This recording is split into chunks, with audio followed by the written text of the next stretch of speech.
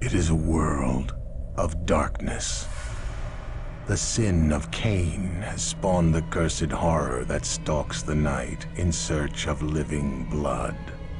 The kindred have long been a secret influence through all ages of human history, plotting against each other in a never-ending jihad. Their immortal progeny are among us to this day, hidden from the eyes of humanity by an elaborate masquerade.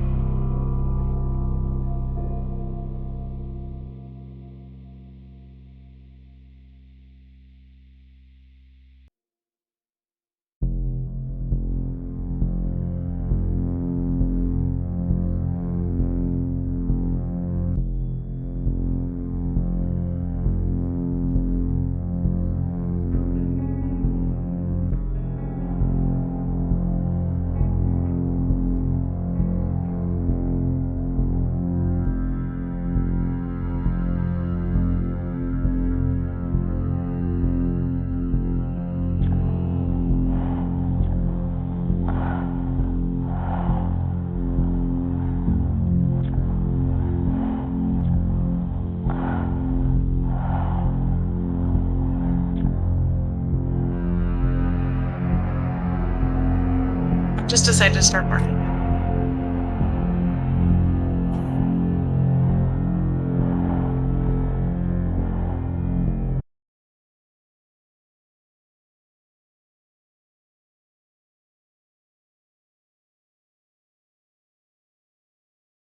Baby.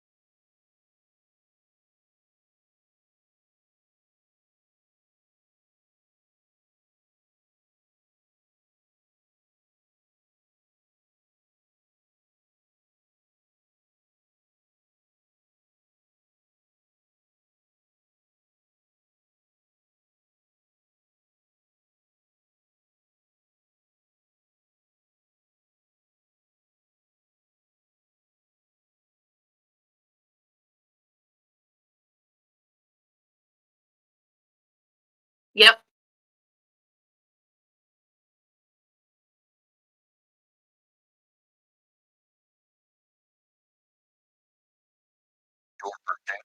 Yeah.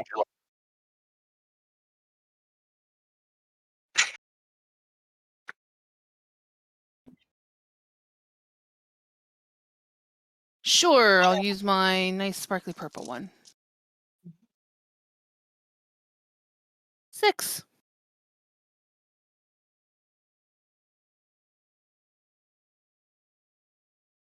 Last week we rolled 3, FYI. So Total of 9. yeah. So if you weren't there, add that too. 9. Cool.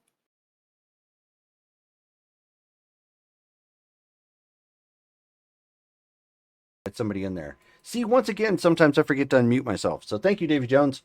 So, intro over again. Ha ha. So obviously you caught half of that. Well, not even half of that. You caught the sparkly dice comment from Rachel. So I was muted. So we are live once again. For Ashland by Night. Just to give you a quick spiel, we have a new face with us. This is Hayley from a Party of 2 RPG on Twitch. She also does the Family Gaming Experience with me over on their channel on every other Wednesday night, so it's a bi-weekly show. We may have Dale joining us a little bit later on. That's why his window is right there. And so we were doing a little bit of housekeeping because we didn't have Rachel with us or Shelly with us last game. So we were getting caught up for some XP. And because we have a birthday this month, we had birthday XP to roll. And of course, when there's a birthday in the gaming group, everybody gets a little bit of XP love. So we always like that. Next month, however, it's going to be wild. Because we have 4. We have 4 birthdays, so it's whatever XP we get times 4. We're all gonna just level up. Yep. We're gonna. You know what? You should just give us a generation bump. Oh, I should. I should. Gotcha. Okay. Would you like the black veins to come with that? She's like, I've already got those. I thought those were supposed to go away after a year. It's been like 3. That is true. Yes, they do. They do eventually go away. Yes. So, that being said, and you don't need to pray for Dale's computer. Dale is back up and running at this point. I believe he was here last Vampire game, wasn't he? Yes. Wait, but no, but it died. It died on Saturday. That's right. Yeah. So so continue to pray for Dale's computer. He said he got it figured out, but I don't know that we've tested it. Right. So there is that. I totally forgot about it. Thank you for that heads up there, Davy Jones. Good looking out. Okay, so as we get to game, so this is treated like a sort of downtime in between the last game that we had last Friday and the event game coming up. So in particular, if you have anything that you're wanting to do in this 2-week time span, because we are literally jumping ahead a couple of weeks to the actual solstice, which is the event game that will be happening next game. You are welcome to do so. Obviously, there's some things that you're probably going to want to prepare for, or if you had questions for me in character, we can do all that right now. We'll have some scenes here too. So to kick this off, Sophie, you are awakened early, which you do not have your little ritual on you, so it's a little jarring because you are a deep sleeper, to shouts and an elated, squeaky voice. Is it in the room with me? Loud enough that it could almost be in the room with you, but no. I'm gonna grab a pillow and throw it at the noise. Okay. Why don't you give me a dexterity? Actually, a dexterity and athletics check. Difficulty 9, since you're throwing it blind. I'm not intending to actually like hit or do any damage. I'm just expressing. It's a pillow. There's not a whole lot of damage you can do, unless it's a lamp. Unless it's what? A lamp. That is 0 successes. Okay. So you wing this pillow. You got a little bit of a twist on it, and so it kind of goes end over end and flies like right out your door with a silent in the hallway, and you can still hear the howling. You know somebody is very happy, and then a familiar feeling has attached itself to your hip and starts kneading. And you hear, "Mommy, Mommy, are you awake? Mommy, Mommy, Mommy." Hello? What's that racket? What's going on? Oh, your ghoul is rather elated, Mommy. So early? Well, yes. He is screaming something about his funding has already been successful. I believe it has something to do with that RPG that he was putting together. Can you ask him to keep it down? I need my beauty sleep. I absolutely could. However, you have not trained him in animalism, so he cannot hear me. I would merely be meowing to him, Mommy. I'm going to roll over and put the pillow over my head. Okay. So you just roll over, and so he takes that cue, and he's just like, "Oh, okay, well, you're just going to stay in bed." And so he does his furball thing, kind of curls up on you, finds a nice spot like right in the small of your back, and he just starts purring happily.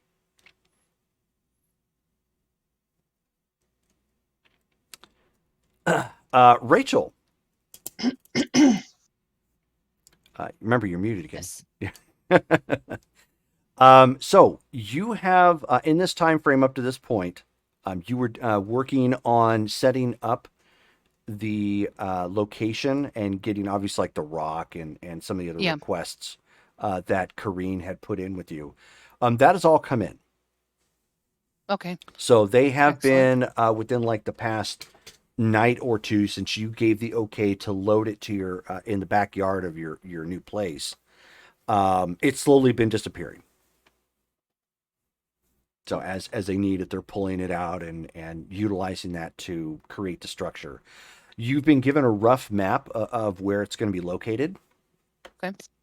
In case you want to help, or if there's anything that you might need. Basically, where it's going to be is if you go up or I should say go down Lithia Park southwise, basically going way back. There is a place called the Granite Street Reservoir, which sits kind of, because Lithia Park runs kind of lengthways, it sits way towards the back, kind of like back up towards the hills, the low mountains that are starting to roll up. So there is a small road, service road that you can take to get back there. It is just east of the Ashland Creek trailhead. Ashland. And if you look at it on a map, there is a pretty thick covering of trees on the actual map. If you look at the Ashland Creek trailhead just east of it, sitting on top of a mountain, there is a little bit of a clearing that sits in the middle of like this pretty thick grouping of trees and whatnot. That's where it's being built at. Okay. So there's actually available parking in case anybody takes cars up in that area, but you'll have to hike a little bit to get to the site where everything's going to be taking place. Okay. Cool. Yeah. I mean, yeah, she'll help where she can. However they need it. I'm not sure. I also wanted to kind of look into getting my haven fortified and secured. So I want to start looking at security systems and things like that. Sure. Ways to fortify the windows and all that. Since construction's being, kind of going on at my house anyway, might as well do both. Absolutely. So you have your money tied up in a couple of different ways for some of the things you're doing. So why don't you give me a resource roll to see if you can get a good, presumably you're wanting to get state of the art as best as they offer. And if I have to, I will save up for it, so to speak. Right. So roll my resources. Yep. Difficulty 7. 2. 2. Okay. So you're not happy with your bank account at this point, with everything that all the money that you have kind of being thrown around, but you have enough. Expensive. Yeah, you definitely have enough. I need to lay off after this. The one big purchase was trying to get that sheetrock directly from Ireland and shipped over, with some expediency. That was one of the big expenditures. You have set up. Here's the kicker, though. Their installation's going to have to be done during the day. So you're going to have to coordinate with somebody to be here to get that taken care of. But getting the actual paid for security and whatnot, not a problem. You've got that taken care of. Okay. So you're going to have to talk to somebody to, be here on your behalf. Okay. Probably one of my ghouls that I've got 4 of them. Which one needs to be there?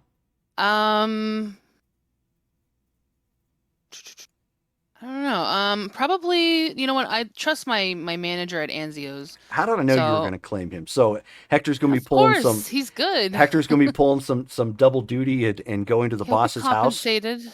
All right. Yeah, I mean, it's not a problem. It's not like it's a super task. It's just he tends to keep himself available for the night shift because he's, of course, in the know for Anzio's, and it just works out better when you guys are. It's just a one-time exception, not a permanent thing. Okay. So make sure you make a note of that someplace, that you're having Hector tied down for that particular action. Again, not that it's super major, but is what it is. We'll see. Okay. I mean, he's good at his job. That's why he. He is el competente. The house renovation. I'll just say oversee all the house renos and security. Sure. Okay. Cool.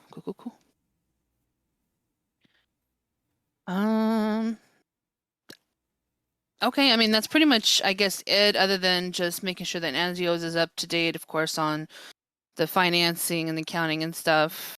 And since you contacted him to arrange this, he would have let you know that they did run into a little bit of a snafu. The health inspectors raided Anzio's recently. Uh-oh. What did we get? He couldn't get a hold of you, so he called the Baron, and apparently the Baron took care of it. What was the issue? I mean, we've done very well in the past, at least from what I understand. And thank you for the follow, Demonic Wolf. Hey, Dan. He says he's not entirely sure. The Baron seemed to have it taken care of.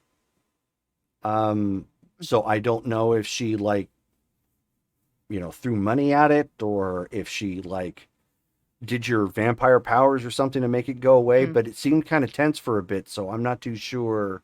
Okay. What all happened. You may want to follow up with her, because I kind of just stayed out of it and tried to keep my eyes on the folks poking around it. I didn't want them to stumble That's onto. fair. I didn't want them to stumble onto the stuff. No, I mean, honestly, thank you.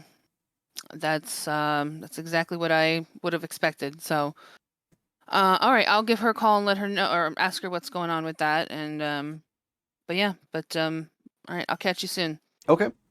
And so he hangs up, obviously. She'll So once you call Sophie. Sure. Yeah. So Sophie, just as you get to that comfy spot, your pillow is over your head. You have a happy cuddles on the small of your back, purring away. You hear beep, beep, beep, beep, beep, beep.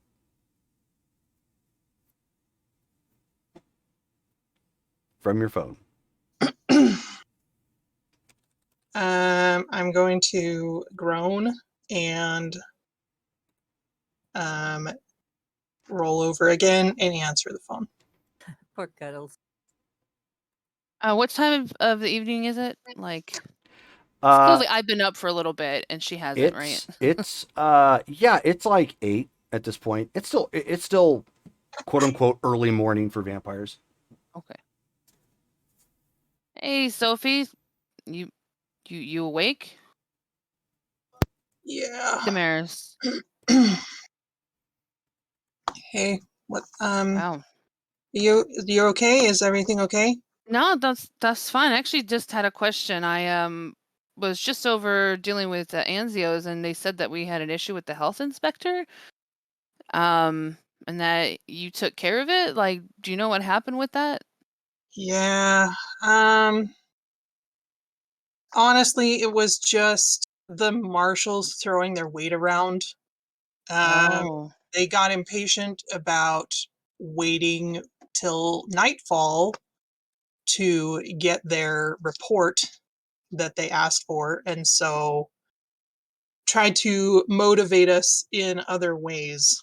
So, no harm, no foul.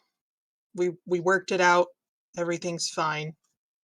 Okay. Do you know what's going to happen with the rating then? Because that's, kind of important for business. Yeah, no, I don't think they saw anything that they wouldn't be expecting. Okay. Well, is there anything that you need from me to help with whatever you did to cover that?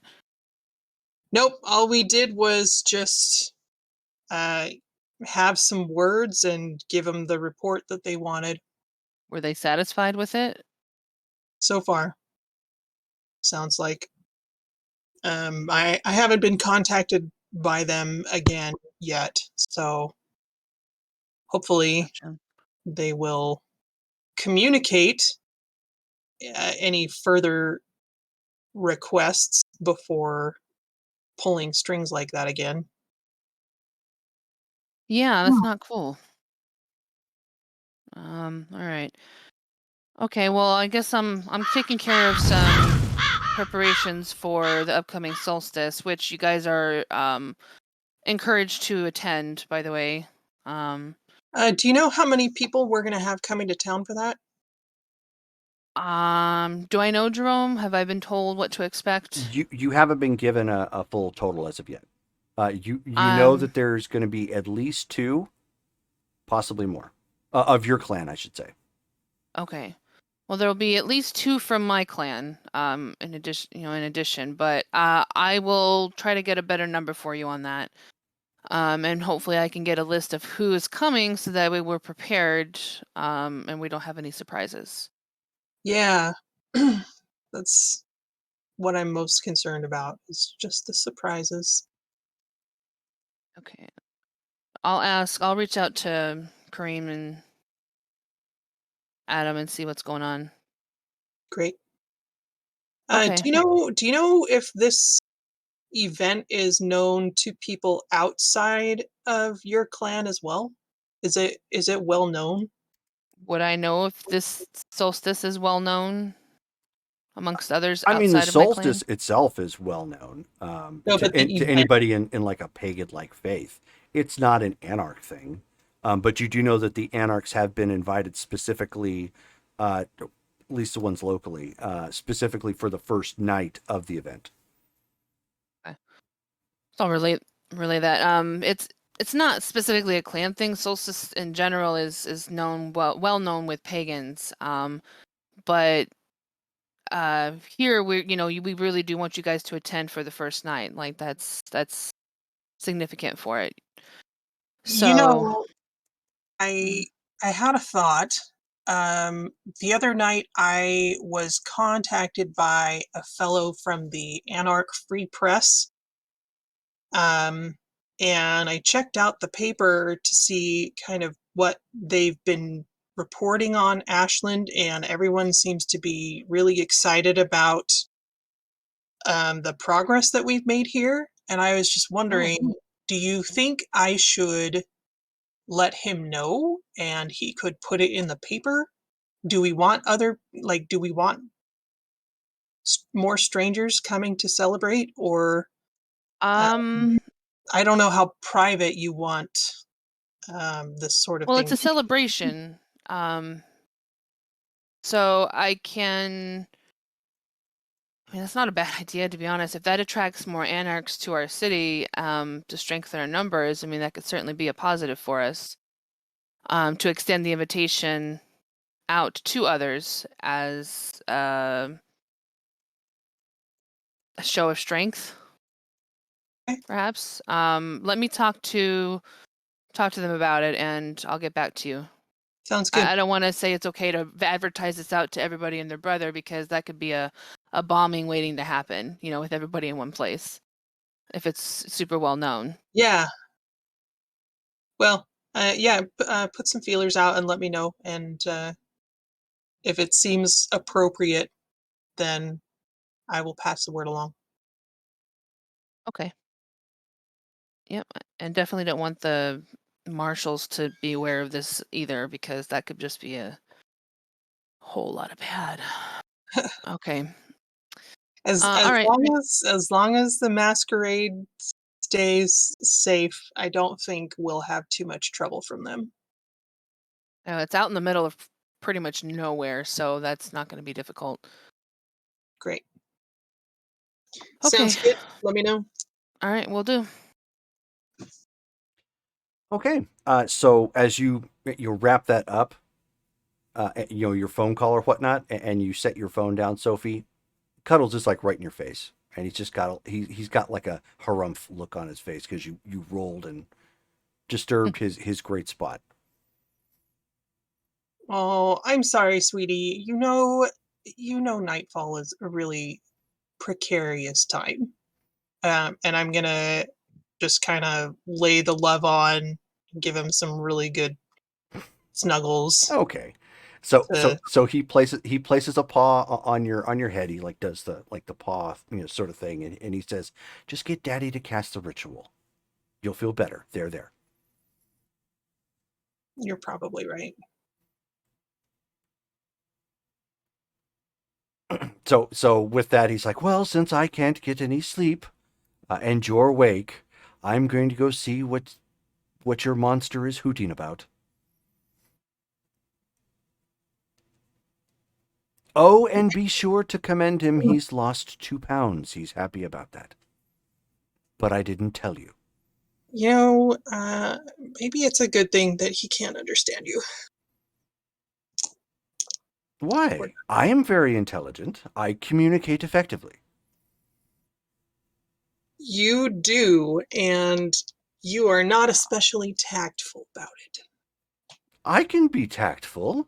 Hmm. Should I remind you about keeping the peace with Henri? How gauche. He just goes walking off.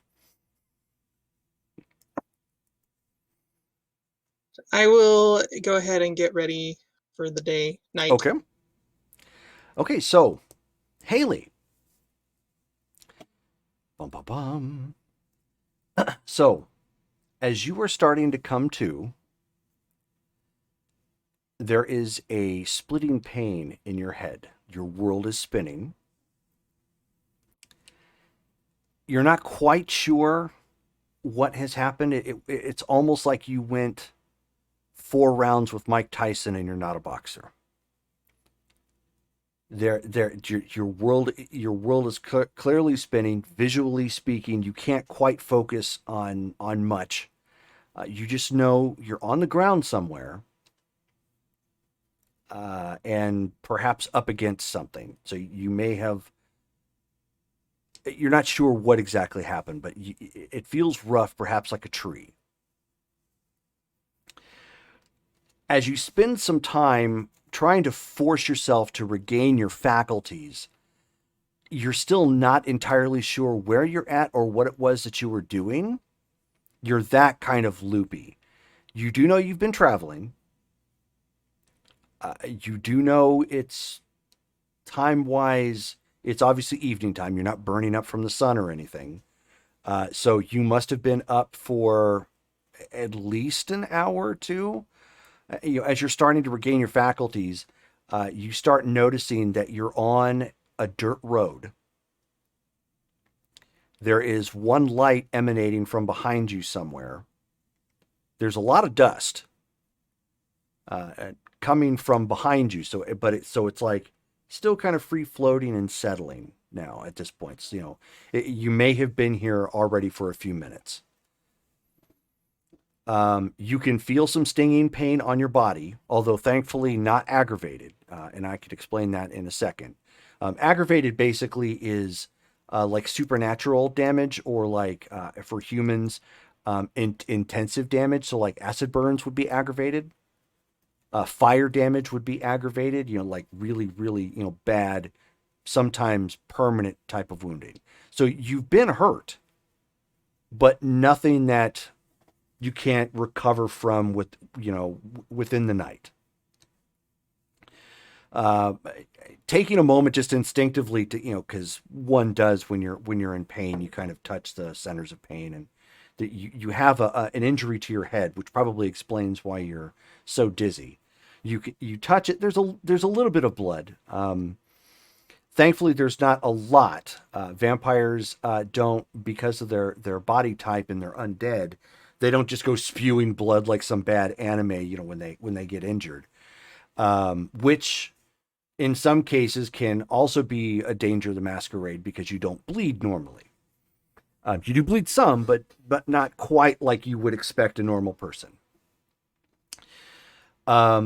Your clothes are dirty.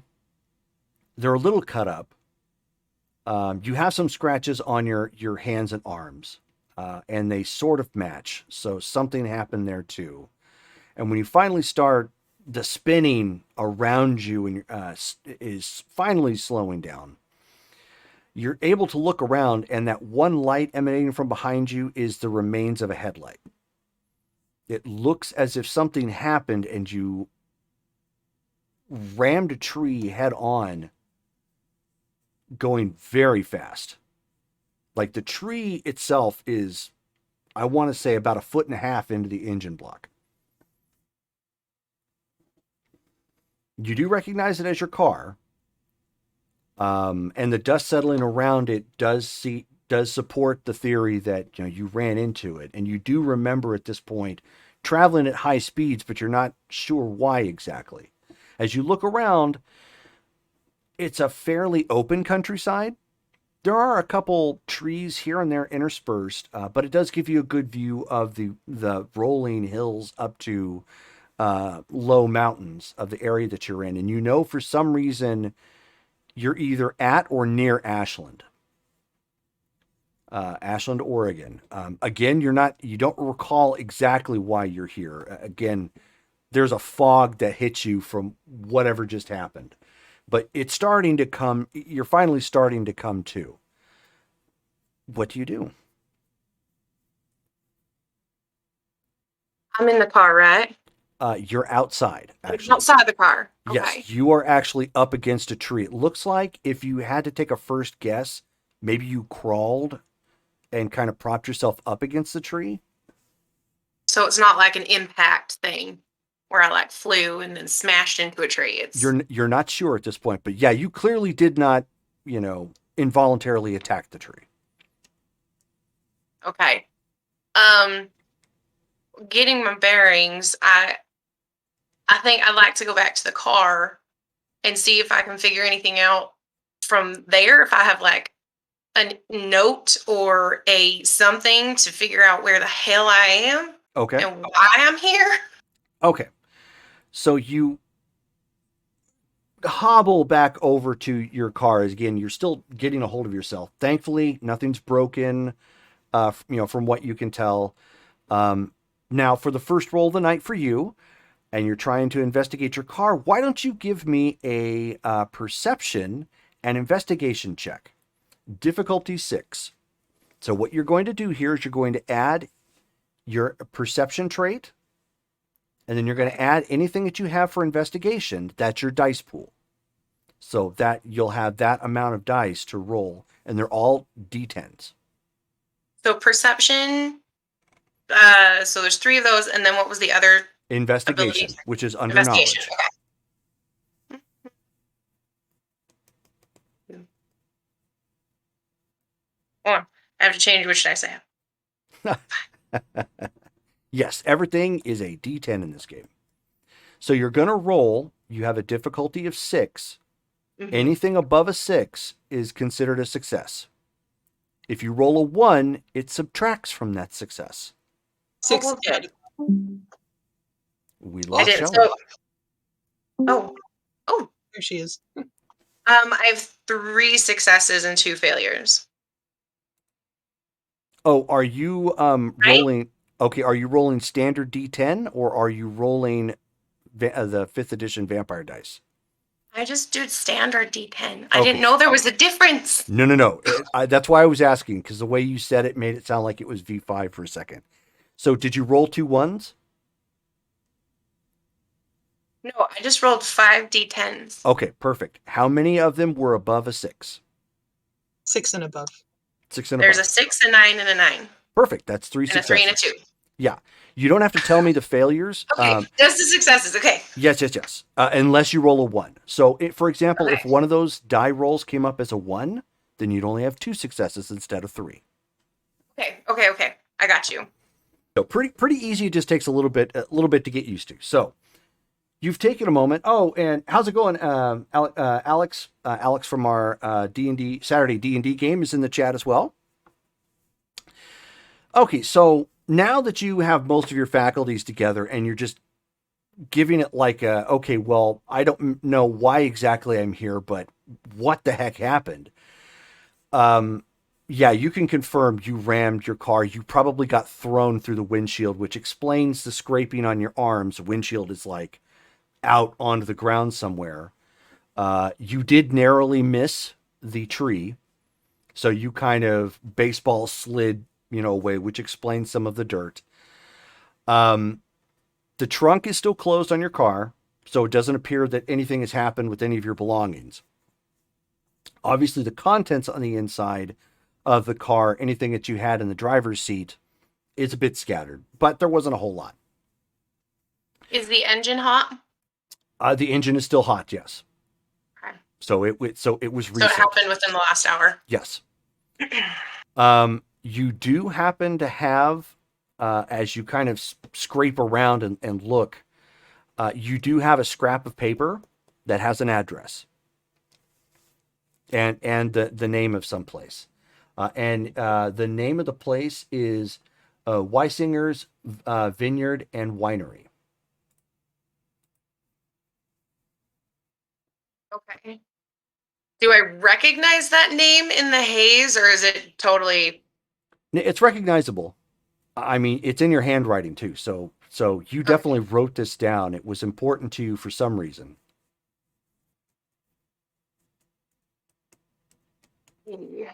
The other thing that you know now that again that your faculties are all coming back, that you do remember You have no excess blood in the car. Oh. Your cooler unit that you have, basically you kind of have like a mini, or had anyways, like a mini van life set up in the car.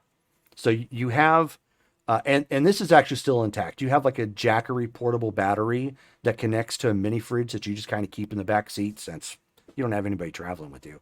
And it keeps your, and you use the mini fridge to keep things precious cargo like that, nice and cold. So you do remember that while you have the mini fridge, there's nothing. Yeah, there's nothing in it, and that sends a reminder to you, like, okay, I think this winery had something to do with that. Okay. Just grabbing what she can. What I can, she. I don't ever do the pronoun thing right, so I'll switch between it. You're fine. But grabbing what she can, I'm just gonna kind of take the things and start heading towards the city that seems to be over there, because Okay. assuming she was going that direction. Okay, yeah. Well, you're on a country road, so as you kind of look in the distance, you can see some lights of a more populous road, maybe even a freeway, not terribly far away. Okay, so this isn't a lone road. Yeah. This is okay. Then I will head to the populated area. Are you going to leave your stuff here, or are you going to carry it with you? I can let you know, while it would look awkward and walking with it would be kind of difficult, you do have the strength for it. Would it be like super obviously strange though? Well, given how you look, Carrying around a battery and a thing and a yeah, seems weird. yeah, it would seem a little weird. What the hell? Okay, yeah, let's do it. Let's just turn. She's gonna turn into a little bit of a pack mule and put everything she can on her back and Sure. just start going towards the human beings. Okay. Well, since you travel a lot, most of the items, like you don't have a suitcase, you have one of those nice backpacks that you put most of your things in just in case. We could have started with that. So you've got that. So the Jackery battery actually has a handle on top. That's easy enough. The only real difficult item is the mini fridge. So you're going to kind of have to do the whole, like, one arm on one side, carrying it along. But within 10 minutes, you've got pretty much all your things. You end up pocketing your pistol that you carry with you, which was, that and 2 clips that you carry were scattered around the front seat. So you've brought all that together, and you start back off down the road, presumably towards some lighting. Okay. And we'll get back to you in just a second. Shelly. So your phone starts to ring. It's your phone directly, not the actual house phone, though. Just to let you know. So, like, your mother and father didn't get it. Yes. Oh, hey, Booby. I'm having difficulty reaching Benjamin. Sorry, I probably woke you, didn't I? Are you one of those late sleepers? No, I've just been laying. Oh, are you spacing out? Are you having the depressed's? No, just waking up. Oh, okay. I wanted to let you know that I heard from Dixie recently. I figured I'd let one of you know. She had a contact that was coming to town that didn't show. Okay, who was the contact? I don't know. Dixie didn't give me the information, but she was of the... I forgot to ask, how secure is your phone? It's secure. Okay, she's one of the kindred types. Okay. So I think you may have somebody loose and new to the city somewhere, or maybe somebody made him disappear. And we don't have a name or plan or anything? Oh, you'll have to talk to Dixie. Okay. Do you got her number? I could give it. I could text it to you if you don't. Actually, I'm gonna call the Baron. Oh, that's a great idea. I'm sure she has some networking you could do. Yeah, she knows how to get a hold of Dixie. Okay, well, if you need me, I'm just at my pawn shop, just slinging the stuff. Okay. Thank you for calling. Oh, you're welcome. Bye-bye. She hangs up.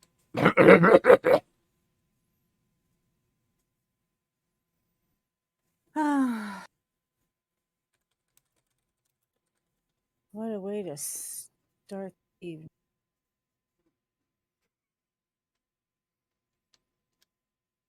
So, Sophie, you are getting ready and you are already a busy woman. Your phone is ringing again. Beep, beep, beep, beep, beep, beep.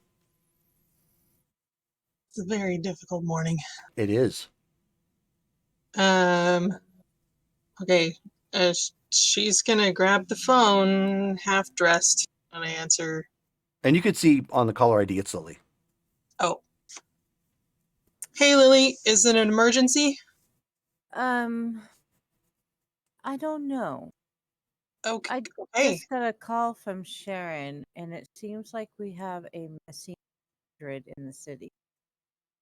Sharon, the pawn shop? Yeah, pawn shop, or yeah. She Her said name's she's not Shannon. Shannon. I always get those two. Shannon said that she heard from Dixie, but she didn't get a name or a clan. But I thought, since you know how to get a hold of Dixie, that I would just pass it to you. Okay. Gosh, this is new. I guess we should find out who is missing and then go and find them. Yeah. Sounds like the most logical thing to do. Okay, let me try and get a hold of Dixie. All right. Keep me informed. Thanks. Bye. And then I will finish getting dressed and then go find Doug. Okay. So Doug is like still elated. He's not yelling like right now, but he's like still going through the house and elated. He has already downed 3 code reds, 2 liters. So he's got like, a lot of energy and he's just like feverishly going away at what appears to be an email, at his computer. Just like.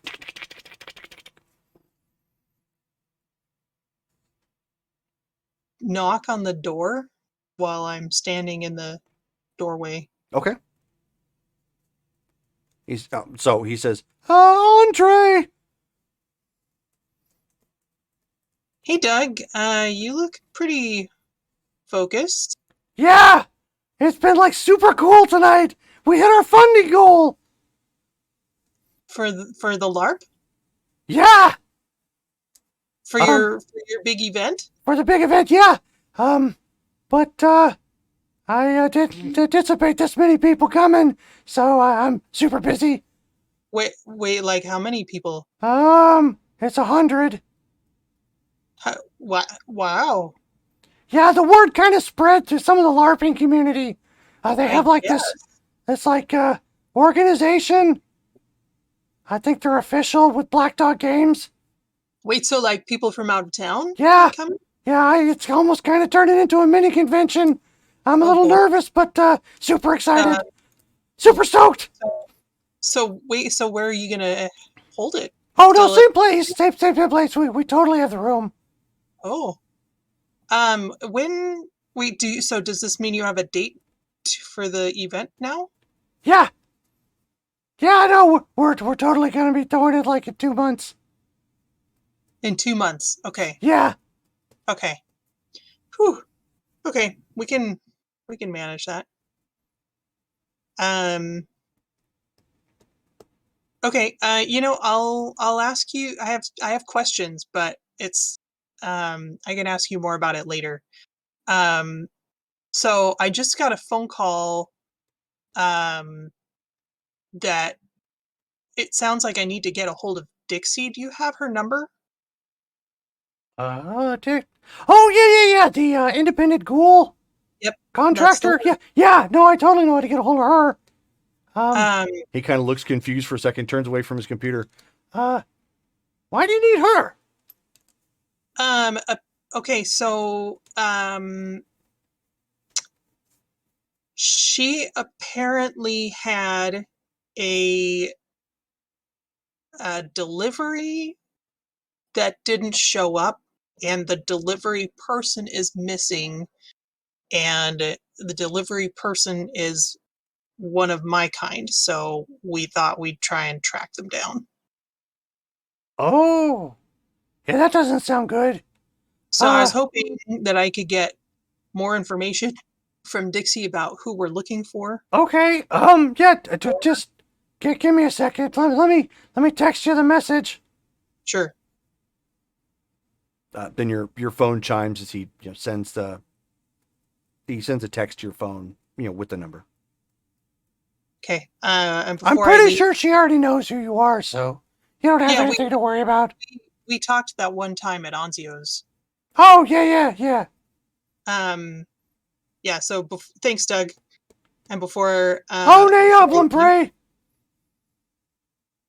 he call me? Oh, that's pig. Never mind. I had a lot to drink. And before, like, as I turn to walk away, I'm gonna turn back and be like, "You're looking good." Oh, thanks. I think I lost a couple pounds. Oh. Been busy. And she'll just turn around and go back to her, well, someplace a little quieter. Okay. He's not Maybe- super loud at this point, with the exception of the typing. Like, he's feverishly going away at, like, trying to get whatever email he's working on, taken care of.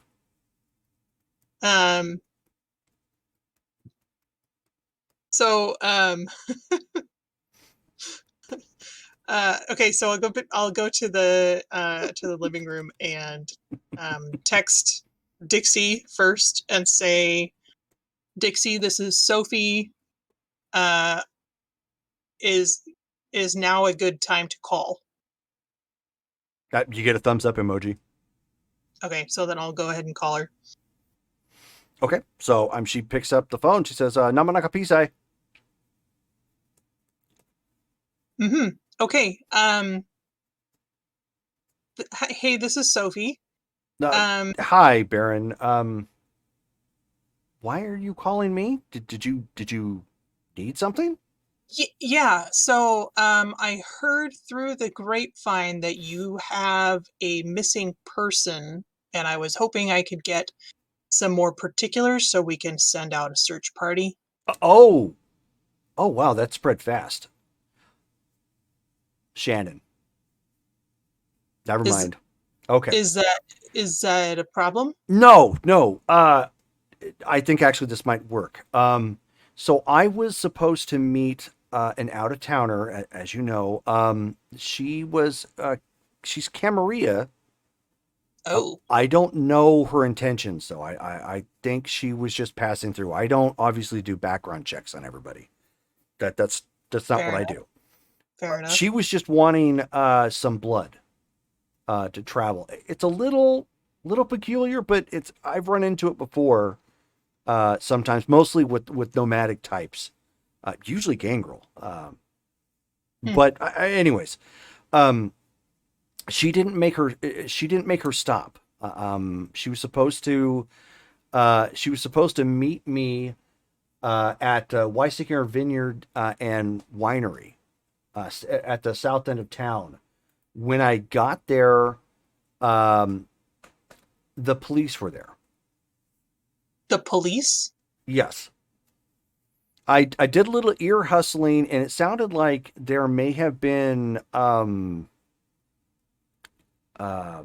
don't know, a fight or something. Something seemed heightened and alarming about the situation. I still haven't gotten all the details. And it's not like I can just go up to cops and, poke around. But from what I can tell, somebody left in a hurry and then they were followed by somebody.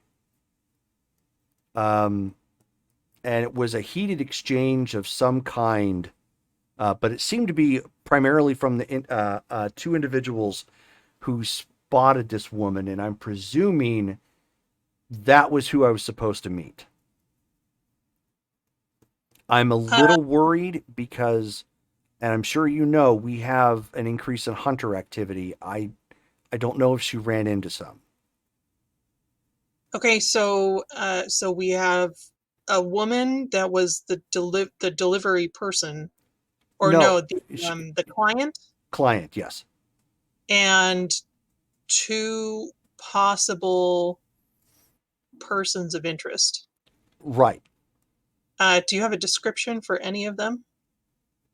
The two were men and they look straight laced. That's all I've gotten so far. This all is pretty recent. It happened within about the past half hour. Since you're involved, you may be able to get down here and look at their security footage or something on the sly. Are you still at the winery? No, I'm down the street. I didn't want to Okay. hang out in case this really was a hunter thing. So the police are still at the winery? I think so, yes. Okay. We can put some feelers out. Okay. Is there anything else that you can give me, like identifying information about the woman? Why don't you give me a persuasion check? So charisma and expression. Difficulty 6. Hey, Vancouver by night. Thanks for stopping by. Greetings, family. And as demonic wolf said, as a Doug, I weep. Yes. That usually happens when Doug comes out. Yeah, there's a lot of weeping going on. He said he was going to kill the fake Doug. The fake Doug.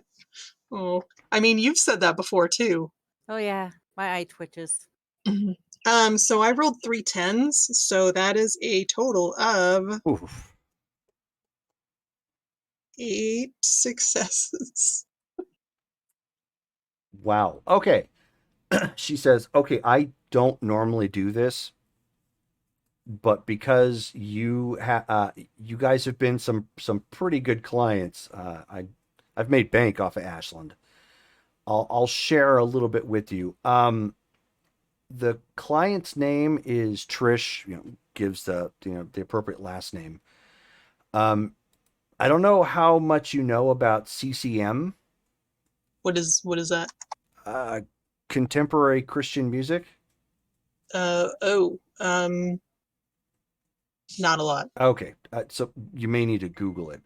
She was going to be like the next Amy Grant before a studio fire took her life, quote unquote. That's who we're looking for? Yes. So you may be able to find like an older picture or something online of what she looked like, prior to the accident. To my understanding, that was the cover. So I don't think she has like any burns or anything. Okay, so all right, well that should help. Okay. Thanks, Dixie. If you run into any other information, please pass it along. Oh, absolutely. Absolutely. 1 second. We need to get the window capture because we have a Dale in the house. We do. Yay. So we'll get that adjusted here real quick.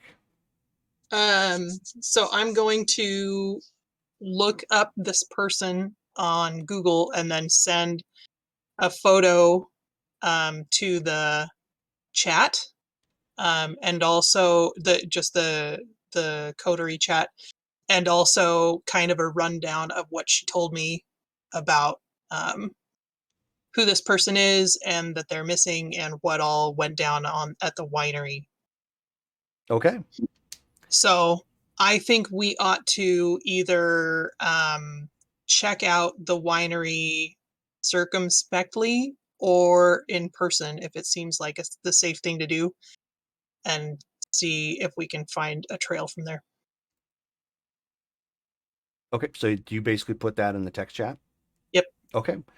So I mean, right at this point, Dale, that's a great timing. You wake up to "It's Beefy" from your phone. Right, the group chat. Jeez, Jesse. All right. Hey, take a look at the chat, and what was the gist of that? It's you got the gist is it sounds like somebody is missing in town, somebody new. And there's a picture, almost like a profile picture, which is pretty odd for what you guys do. And just a quick rundown of like, there's police on the scene and a recommendation to check it out. All right, and it actually has like a location of like where this is, where the Yeah. Okay. This Gotcha. You're starting off well tonight. You're just like, oh hey, we got a lot of info. All right, then I say on the chat, I go, need to fill up, and then I'll meet you guys at that place. Send. Great. Then I go ahead and go off to a club, see if I can drink. You can access the kids' fridge if you'd like. Oh, I can do at least a little bit of that. Oh, and I will heal a couple of points of health that I was down by, so I'm going to do that as well. I will be right back. Okay. All right, and how much can I get from the fridge? You can get 4 from the fridge, although we'll have to tell Remus that it's tapped again, which will be funny. I'll get 3. Okay. Okay. And then with that, I still want to see if instead of just going to a club and doing that whole thing, I want to just kind of go out on the town and see if I can get somebody stealthily instead. Okay. Just make it quick.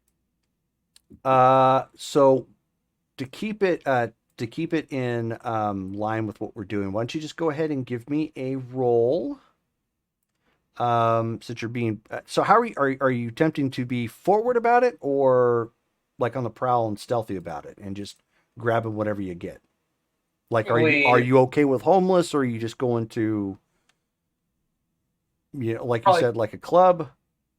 Yeah, I'm probably gonna go like to a club or around where people are hanging out, and I'll be forward about it. Not exactly like on the prowl for anybody, but okay.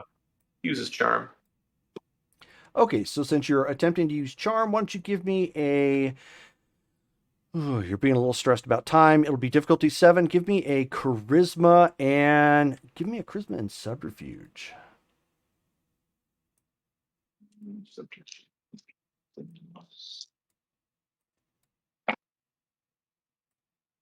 Let's see. 1 success. Okay, I mean, so you're... It kind of goes without saying, but you're cheating and using presence, right?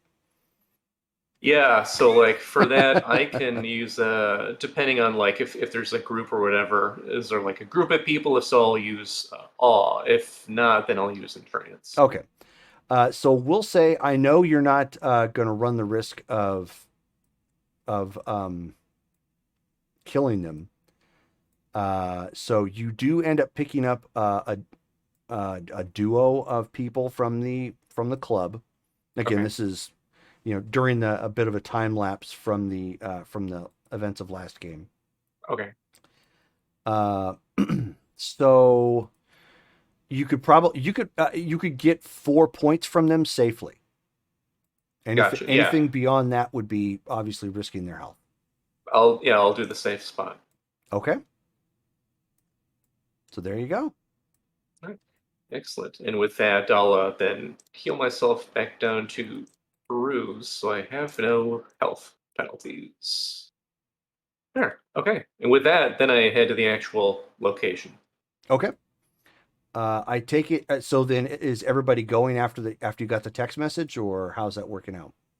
Yeah, Lily's gonna get some drinks off of Mom and Dad, and we'll have Dad take me. Okay, I think I got everything lined up. There we go. Once I tie stuff up where she's at, I'm guessing she's probably at Anzio's by now. Finishing up the accounting, and then Okay. she'll head over. So then, where is everybody going? Just as a reminder, are you going directly to the winery, or are you going to Anzio's to meet? Oh, well, I mean, people want to come to Anzio's, that's fine. I'm already here. She'll text that. I'll text. That's a good idea. Then we can regroup. I'll text back. Sounds good.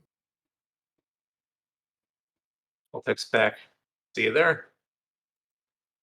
You end up getting a text message coming across the group chat. That it's kind of abbreviated, like they're not very good with texting, and it says, "Please bring breadsticks," and it's from Jesse.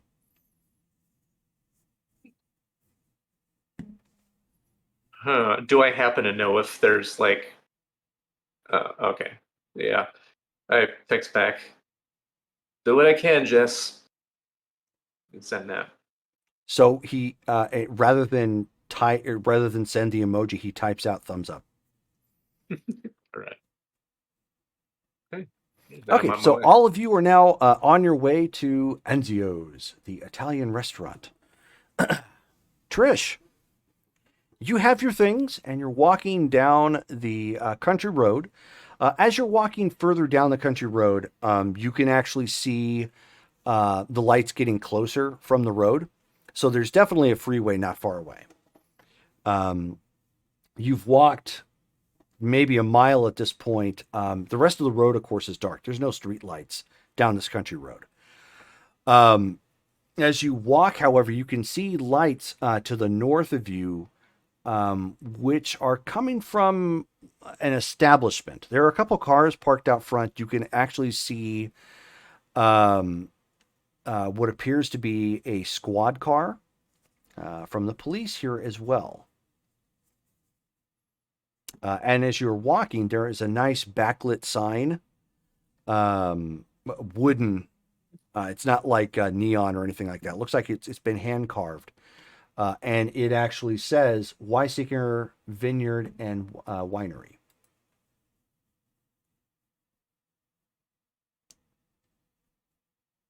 Jerome, can you spell that for me? I will actually put that in the chat for you guys. Okay.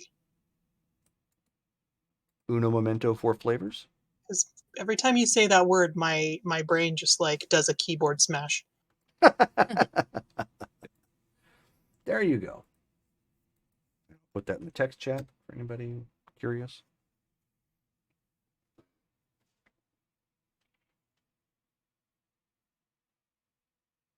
All right.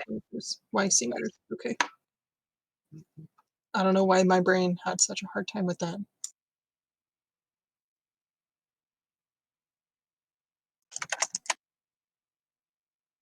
So this is definitely confusing. You're walking towards a place that you were, I guess, trying to get to? But driving away from it and crashed. So I'm going to be very cautious, like kind of stop, actually. Okay. This doesn't exactly seem like a normal situation. So there are, because it's a winery, and it looks kind of posh. It has some abundance of bushes, some shrubs, judicious use of trees, as well as obviously the winery. If you needed to, and of course it's nighttime, you could probably stash your stuff in one of the bushes to be a little less conspicuous if you needed to. Do I don't have like a do I have like a jacket or something that I can put on to kind of Sure. cover the scruffedness? Yeah, you could probably pull that off. You know, like pull my hair down too and kind of like part it at the side and bring it over the ouch that's on the forehead. Okay. So you're possible? You're basically taking some time to cosmetically correct yourself. Let's give that a roll. Not super difficult. I'm like, I'm pulling out makeup. Yeah, sure. So we will say it is.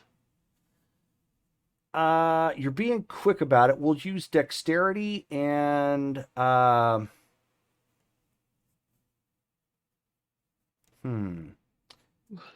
don't have a lot for that. So why don't we do subterfuge since you're attempting to hide in a more social setting as opposed to like trying to stealth it. Okay.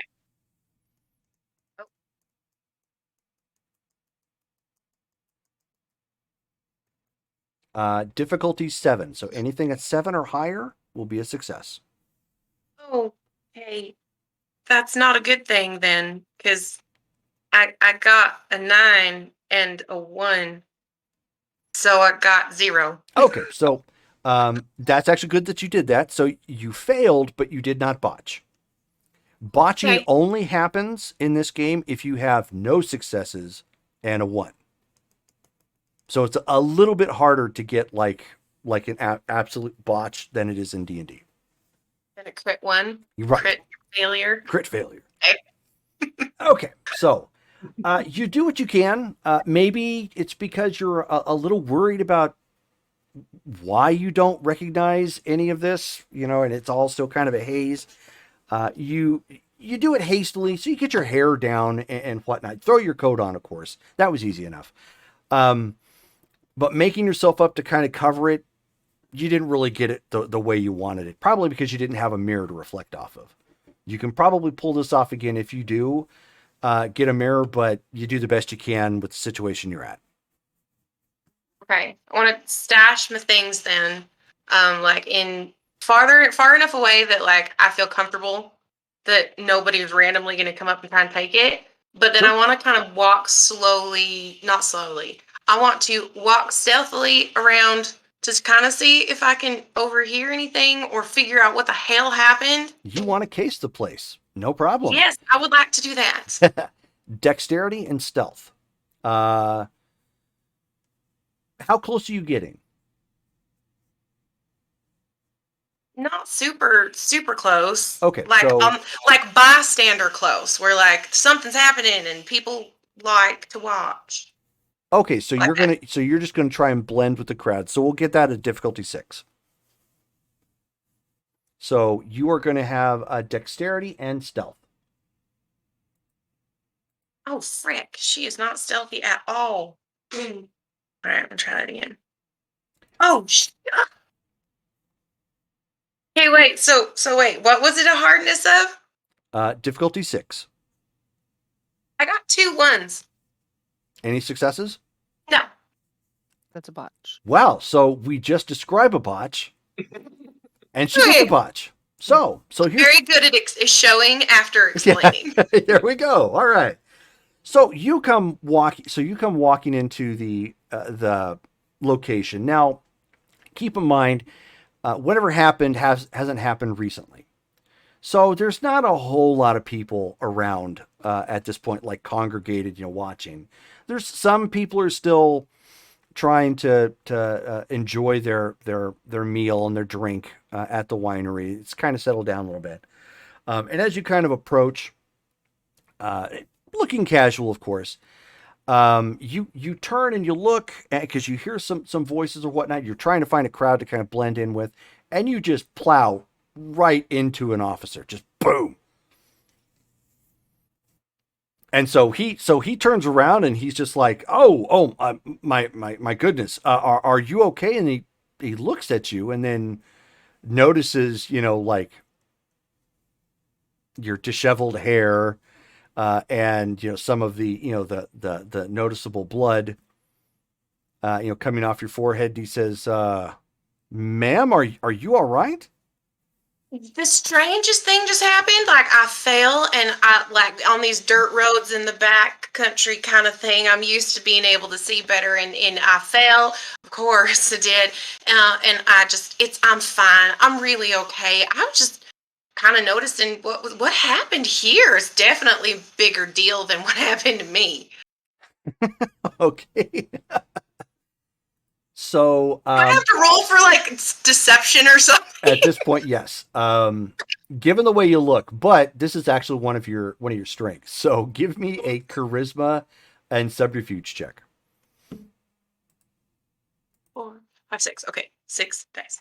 And we'll leave it at a difficulty 6. 1, 2, 3, 4, 5. That's 5 successes. Nice. Okay.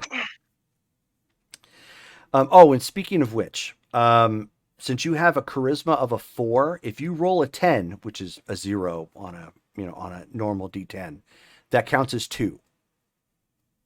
Ooh, okay, good to know.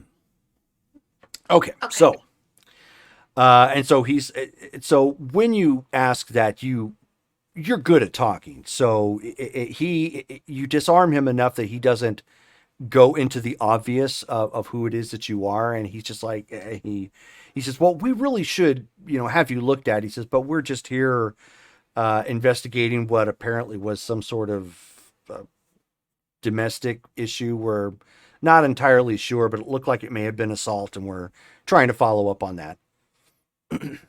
Well, that's quite scary. Is everybody all right? We have no idea. Both parties fled the scene. Well, if everyone's gone, then why are you guys still here? Taking statements. Oh, that makes sense. No, you're right. You are very, very right. Okay, well, that's okay. Great. I'm just gonna go. Now, shoot. My brain's a little foggy. I actually am not totally sure which direction I was going to begin with. I think I was going that way, and she points the opposite direction that she was going. Okay.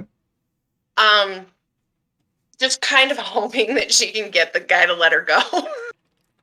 He says, oh, well, I mean, you really should have that looked at. Maybe they could let you go inside and use their bathroom to clean up. That's actually a very good idea. Thank you. Could you escort me inside? I don't want anybody to think I was involved. And so he looks around. He looks around and just nods. He says, I don't see a problem. We're kind of cleaning up here anyway. So right this way, ma'am. What was your name, officer? I'm sorry. Officer Kensington. Kensington. It's very nice to meet you, Officer Kensington. Likewise, ma'am. Just if you'll follow me, we'll walk you inside real quick, and I'm sure they won't have a problem letting you use the restroom. Thank you. And I'll just follow him inside. Okay. There is a sign on the front that clearly says restrooms are for customers only, which of course gives you the indication that even this posh place may have a problem with homelessness. But I mean, with the officer there, and he asks them, can they use the restroom? Nobody's going to turn around and say no. So, they point to the back where it's at, and the inside is, and this is a real place. So if you Google it and look it up, it's actually really nice in the inside. So yeah, it's a really nice posh location on the inside. It's very well kept and cleaned. They've got one of those blackboards that hang up on the wall that have like all the list of the updated drinks that they have, and the specials and so on and so forth. So it's really touristy. I'll go inside and say, thank you so much, Officer Kensington. I hope you have a good night. And I just kind of like make a beeline for the restroom. Okay. And you as well, ma'am. And he just kind of hangs out the front by the door. And you make a beeline for the restroom. So those of you who are at Anzio's, at this point, you have all kind of arrived. Hector at this point is just at least making sure that nobody needs anything right now. Presumably, everybody is meeting in the upper room. Yeah, normal Okay. spot. Right. Is there any blood on tap, or are we still tapped out from Anzios? Oh no, Hector says no. We're good. Yeah, we've been able to resupply that. Good. Might get another drink or two, then I go towards wherever it is where the allergen-free stuff is. Oh, well, yeah. He said. Well, then he tells you, we can bring you up, Italian with garlic, and I think we have some. No. And he says, and we had some German guy recently. According to the note, it said he had a lot of bratwurst recently, so it may be a little fatty. But if you're into, like, maybe Oktoberfest, that might, if that's your thing. You know what? Sure, let's go with that. Okay. He says, I will bring something to you right away. All right. Thanks, Hector. Man, that's a new side of business we can get into, like specially flavored blood, like garlic. Well, typically it is, but they're trying, because they know that you guys are, return customers, but more importantly, there's some particular feeding individuals here that have feeding restrictions. They're trying to, if they can, get labels to some of the ones that when they have that contract. Otherwise, it's like, serve it number 1, donated. That's pretty much it. What did they have? Pop-Tarts. Oh, great.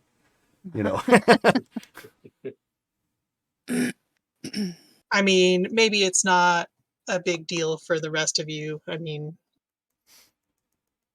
I'm not the one drinking the garlic blood, so it's probably fine.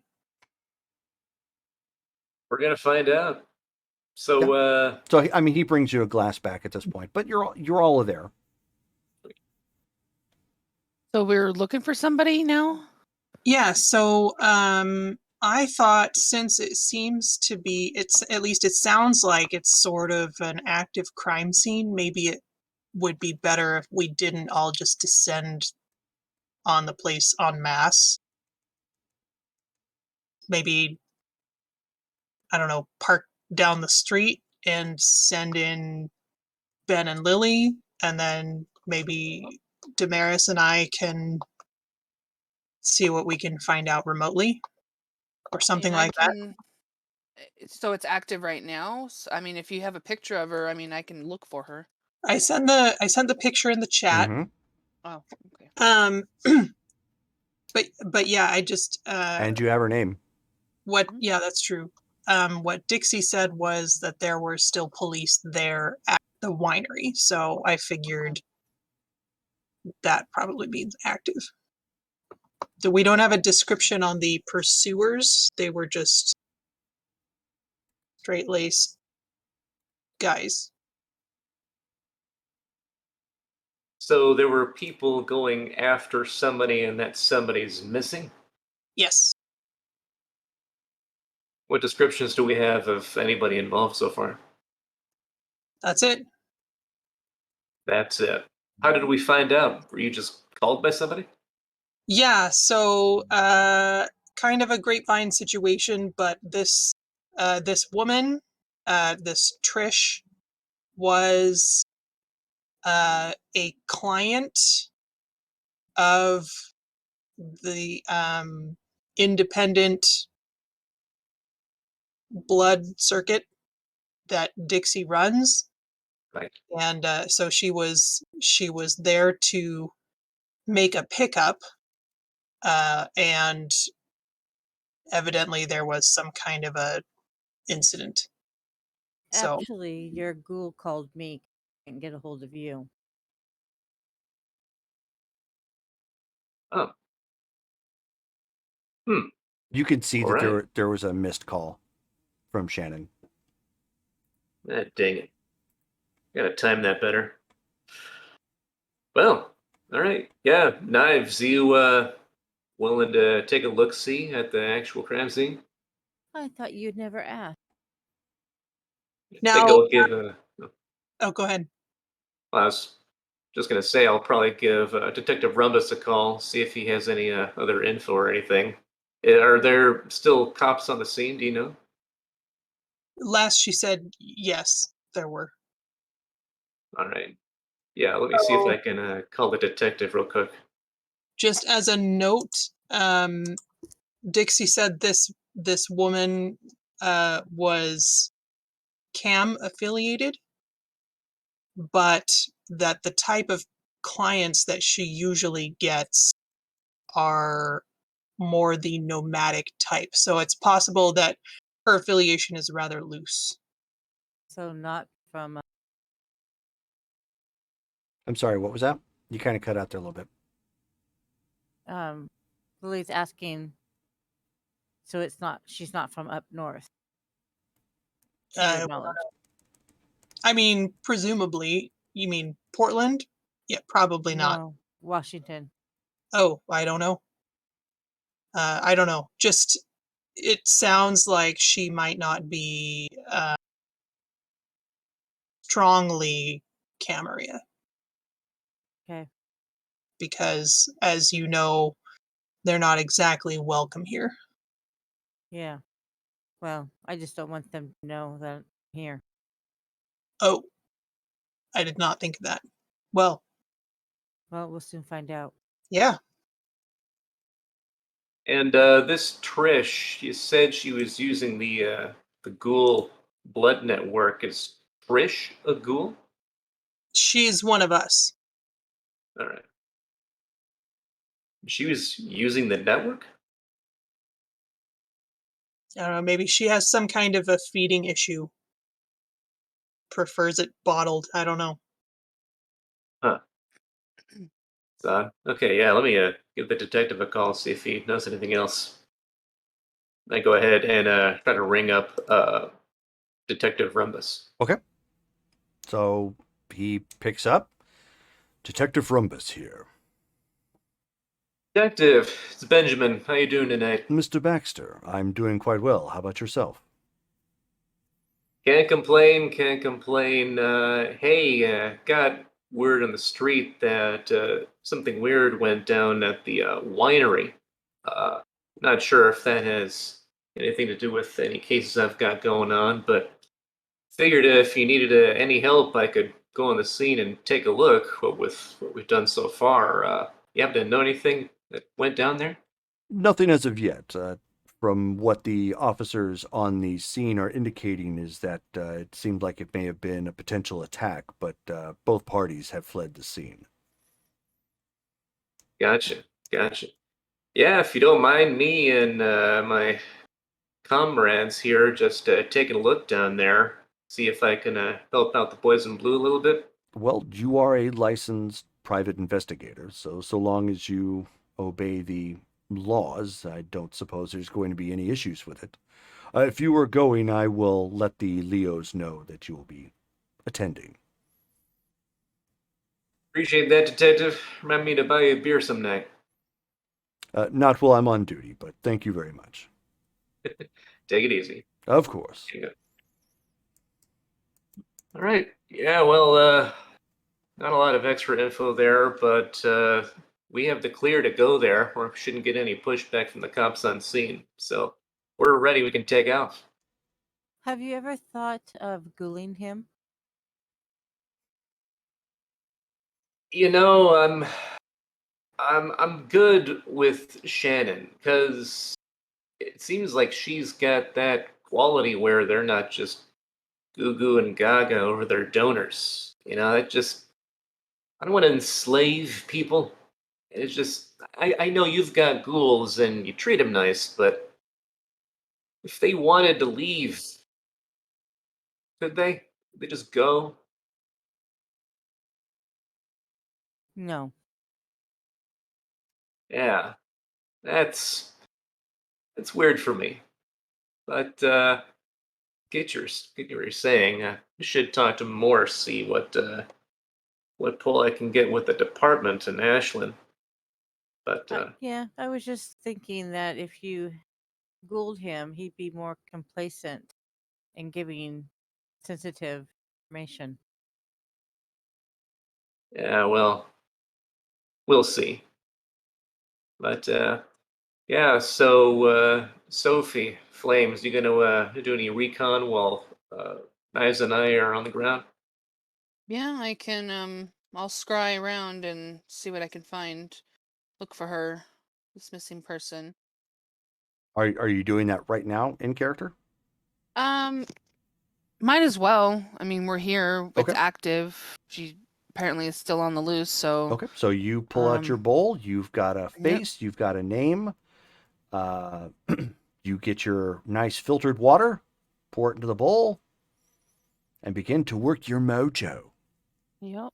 Go ahead and roll intelligence and occult. Difficulty 6. Okay. Where'd my character sheet go? And as she starts to do her thing, she's toil, boil, toil and trouble sort of thing over her bowl. There's a knock at the door. Here we go, one of those nights. I go and look through the peephole or the window, see who it is. I got Okay. 3 10s and they do explode, so Oh, good lord. 2, 4, 6, 7 total. Okay. So yeah, it's like one of those, like you start from orbit and just rapidly zoom like all the way down, like, to the very speck on the Earth. Yeah, you get, you haven't been to this winery before. You've been by it a couple times because it's on the south end of town and towards the boonies. So when you remember it from when you were hunting for havens the first go around before you found your underground one that you settled on a while back. You actually find her in the bathroom right now. Oh, in that well, location. that's convenient. And she seems to be going over her face right now and like cleaning off some cuts and basically taking care of herself and cleaning herself up and making herself look more presentable. Hey, guys, this is convenient. She's actually still there. She's holed up in the bathroom, cleaning up her face and stuff. She looks a bit rough, like she's been into it. Do you see any suspicious people around? Like maybe her, I don't know, attackers are still I'll there? look around. I don't know that she's been in an accident, right? Like, I don't know the circumstances. Nope. Okay. Well, I'm gonna look around. I mean, I'm at this so point, far, since you're basically zoom and pull and scanning the region, go ahead at this point and give me a perception and investigation check. Investigation and perception. This is going to be difficulty 8. Okay.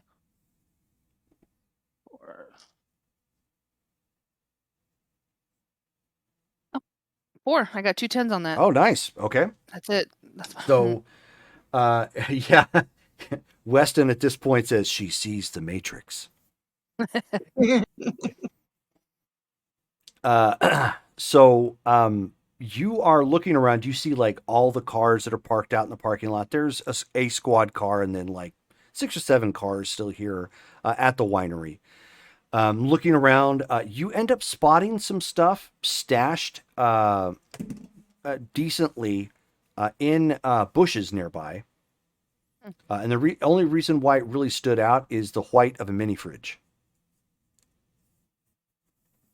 which that looks really weird. And as you look around, you end up seeing two forms in the wine gardens themselves. The vineyard, I should say. 2 forms? What do you mean in the vineyard? 2 people. Remember, you can't adjust for nighttime vision when you're scrying, so you're kind of at the mercy of ambient light. But you can make out with the ambient moonlight, you can make out there are 2 humanoid shapes in the vineyard, and they're hunkered down really well. So if you were they're hiding, if you get the opinion that if you would almost have to shine a spotlight on these guys, they're pretty well hidden. There's a couple of figures that are hidden in the vineyard. I can't quite make them out, but they're purposely hiding. Like they're not part of the police or anything there. And I don't even think they're part of staff. This is a little weird. Are they the ones after Trish? I don't know who they're after. Do they seem like they know where she's at in the bathroom? Like, are they sort of in that direction? They're again. It's, you know what, I would say I would give you more details, but you're gonna have to be on scene to and spot Okay. them. You're that's the one downside. Again, you don't have enough light to really make out what it is they're doing outside of the fact that they're laying low. Okay. But they're not moving. They just seem to be. I'm gonna like wait like 5 minutes to kind of keep an eye on them Mhm. to see if they move. Do they just kind of stay there like they're Yeah. hiding from everybody? They just stay put. Okay. And they're I not would going anywhere. They seem to just be either hiding with an intention to move later, or they're getting ready to do something. I can't tell without being there. I would say they're involved. We Okay, probably should and get there. so as you guys, as she's doing that, there was the knock at the door. Ben, you see an unfamiliar face. Gentleman, he looks like a maybe early 30s, clean cut, nice outfit, but not like super over the top pretentious. Probably could pass for business casual. You know, got kind of a polo, you know, well kept and whatnot. He happens to have one of those messenger bags with him, although not super big. Okay. I turn to the group and go, anybody expecting a guy, 30s, dressing nice, carrying a messenger bag?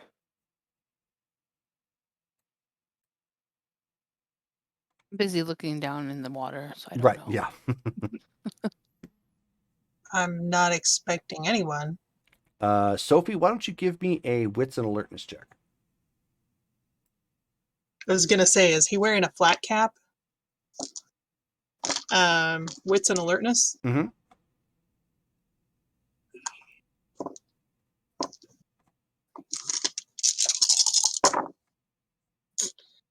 Ooh, okay. 2, 3, 4, 5, 4. Okay. Minus the flat cap, that sounds a little bit like Houston. I will come to the door Okay. and like not open it all the way, but just like, wait, did he open the door or was he just No. looking out? No, you just look out like a little peephole. Okay, then I will look at the peephole. Okay. Yeah, it's him. He's not wearing his flat cap, probably because, keep in mind, you know his clan, he's indoors. Wow. Okay. I will. That's improper. You don't wear a hat indoors. I will open the door and say, Mr. Connor, I didn't expect to see you. Oh, Baron. Oh, did I walk in on a meeting? I just noticed that there were some, people coming through, and I was hoping to meet more people. We are kind of in the middle of an investigation. Ashland business? You wouldn't mind terribly if I followed. This would be absolutely perfect for the Freep. Are you put this sort of thing in the paper? Of course. No. And it would be like and it would be like fresh and on the spot and not like weeks, behind. Well, we're not entirely sure how sensitive this operation is going to be. Well, I could be discreet. I wouldn't put it up immediately. And of course, with your permission, I would be happy to run the final story past you first, so that you would have a say, so that way it didn't demean or put you in a bad light or say anything that you didn't want it to say. Well, I do appreciate the circumspection. Houston, Connor, this is my friends in Ashland. So you open the door the rest of the way? Yeah, I will let him in. Okay. And then close it after him. Okay. Well, Um, right. Yeah. For privacy purposes. I will introduce him to the group and say, Mr. Connor is new in town. He is with the Anarch Free Press, and he would like to. I believe he's our home correspondent, as he put it. Yes. Ashland has just recently become my beat. Please, you do not need to introduce yourselves to me. He extends his hands out to everybody. He's like, Benjamin Baxter, the investigator. I loved hearing about your work with the founders. That had a lot of sway with our readers. And he says, and Damaris, oh my goodness, the defector turncoat Oh, who God. who gave up to Sabat for Ashland. I'm absolutely thrilled. It's extending his hands out, and he says, I apologize. You're Lily, right? Yes. Good to meet you as well. Just like holding out his hand to everybody. Yeah, likewise. Jerome, would I have ever heard of this guy through like just the Anarch grapevine or anything, or is he like brand new to me? Probably not. Yeah, he would be brand new to you. The Anarch Free Press, however, has been around a while. It's only recently becoming a little bit more innovative. So that's why not a whole lot of Anarchs have utilized the service, up until more recently. So- Hey, happy to have you there, Houston. Yeah. So is this like a paper that gets circulated around? Like, how does that work? Because Oh, no. It used to be a paper, and it was primarily situated to the East Coast, but now we've actually gone online. You can actually access our servers on Bloodspot. So if any of you would like access to that, we can give you a jump drive like I gave to Miss Lower. And since you are all kindred, you should have no problem accessing it. It's very clever. Only those of us in this state of existence can see it. Nobody else in my house can read it. It just looks like a blank error website. Interesting. Yeah, it has something to do with Absolutely. like some technomancy or something of that effect. I'm not a blood magician by any means, but from what I understand, there was a lot of research that went into this. Well, doesn't hurt to stay up on current events. Yeah, I'd like a like a key to that. especially if we're gonna be in the news. Oh, you've Yeah. already been in the news. This is just more. This would be more recent and current. So you don't show pictures of us, do you? Pictures are utilized sometimes, but obviously there's many of the articles that were published are after the fact, so it's not like anybody was on hand to take a picture. 'Cause But I it's would not like a prefer- standard media where we go to a scene and we take a bunch of pictures Okay. and whatnot. They tend to be more opinion pieces and information pieces, as opposed to what you would typically find from your news media outlets. Yeah, I would prefer that my picture stays out of any Of course. publication. As long as you get my good side, I'm fine.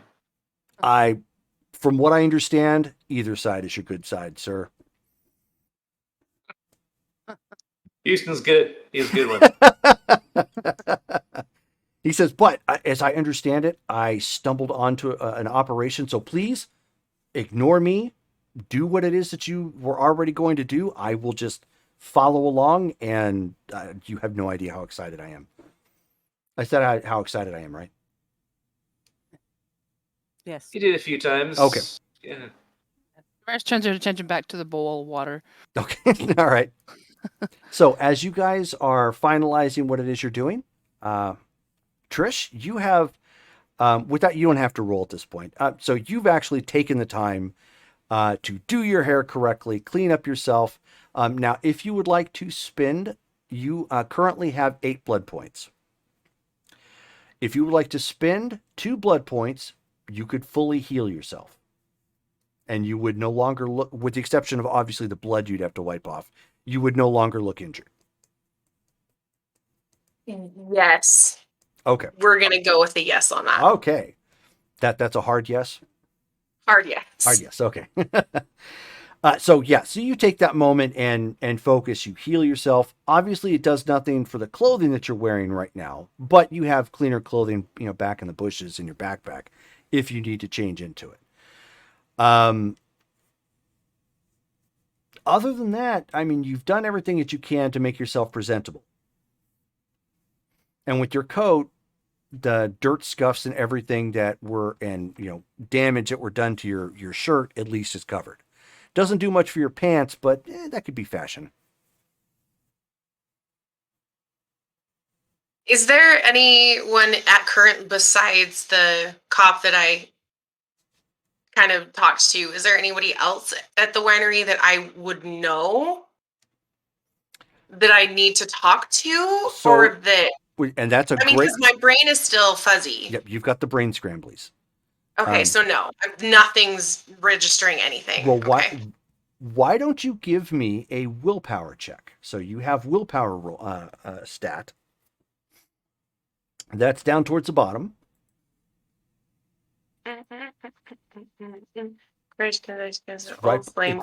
Right below your humanity path. So that's the amount of dice that you have.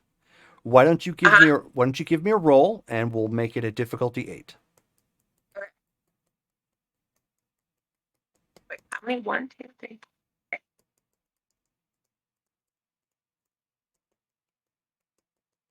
That nope. Zero, 1. There's a 1 and there's 0 successes. Okay. So you can't really botch on this one. So yeah, you're just, whatever happened, you are still really scrambled. The only thing that does come to you is that you were passing through Ashland. You're not terribly sure why. Your first instinct was, well, you travel a lot. Maybe that was why. But you also know there are vampires here.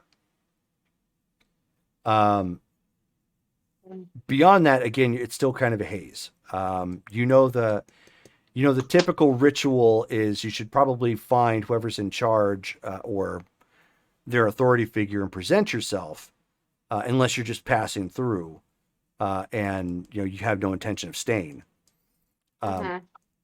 Which of course poses a problem because you no longer have a vehicle. So yeah. Okay. Current plan then for Trish is to see if she can be very quiet and not bring any attention to herself, and just wait for the police to leave so that she can then continue her journey with her things. Of course. So you're not doing anything super overt. Why don't you give me a perception and investigations check as you're just kind of laying low and watching everybody who's out there, especially the police? Difficulty 6. Hold on. There it is. Okay. For the love of Pete, that is also a 0 because I had a 7 and 1. Okay. So it's still kind of packed, which is obviously good for business. Bad because you don't really you lose kind of eyesight of the officers. So if you're going to keep tabs on them, you're probably going to have to go and mingle. Is there a bar? There is. I would like to go to the bar and just order water. Okay. You would know that you cannot drink any sort of food or water. I know I can't drink anything, but right. I want to have something in my hand. Yes. So that it's not conspicuous. Right. So that's not a problem. So you go and you carefully go out and mingle. Everything here is pretty calm now. They've got some nice, smooth jazz playing in the background. Alex is chanting Dice Jail for you at this point. Can't when it's my phone. What am I supposed to do? So, There's some nice smooth jazz playing, as I like to tease everybody in the superhero games. Na na na na na na na na na na na na. Got some Kenny G and the saxophone. So you order a water. Nothing out of the ordinary there. Go ahead and give me another roll as you're kind of looking around. Same. Yes. Actually, no. Difficulty 5. Oh, okay. 1 success. Okay. At this point, as you've taken a couple minutes and you've gotten your water, the police are already gone now.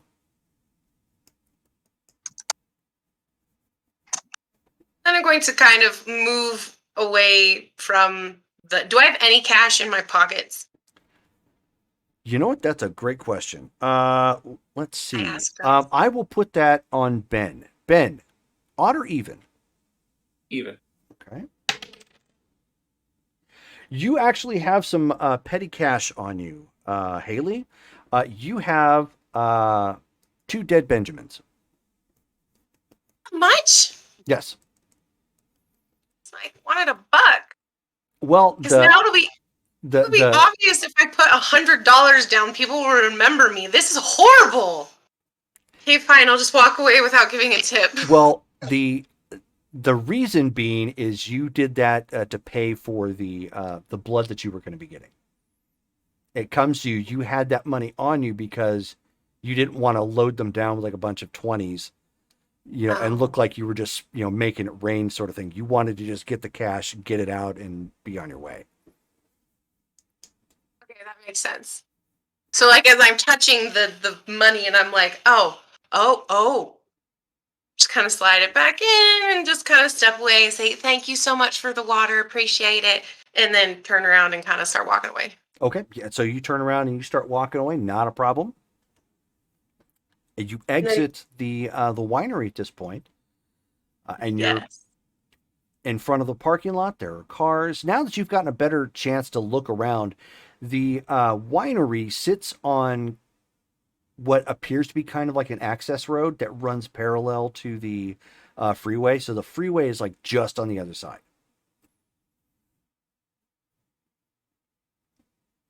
Not that helps you terribly, but location-wise, it looks like, okay, this is probably why you were set here to meet up. It's off and then on. Yep, you can get off and on pretty quick. Okay, well, I'm going to go gather my things, and there's no way the car is going to work. And I need to... right. Okay, gather my things, I guess, and just continue going that direction. Well, I will tell you, and it goes directly against your Christian values. However, you have developed some larceny skills. So if needed, then I'm gonna go boost a car now. You can absolutely attempt to boost a car. I want to do it. Okay. Is there a nice one? No, I don't want a nice one. I want like middle of the road. Like, is there like a Tahoe that's like a little older, like a 2018 Tahoe or Yukon? We'll say yes, given this area. There definitely be one like it. So a 2018 SUV. Okay, is it guys, I'm so sorry. I'm going to nerd out here for a second. Is it like it's not extended at all. It's just like a normal looking SUV. Yes. Yeah, normal looking SUV. Is it clean or dirty? Every vehicle here is clean. Is the inside messy? Since you're casing them, why don't you give me a perception? No, I'm not casing. I'm just walking.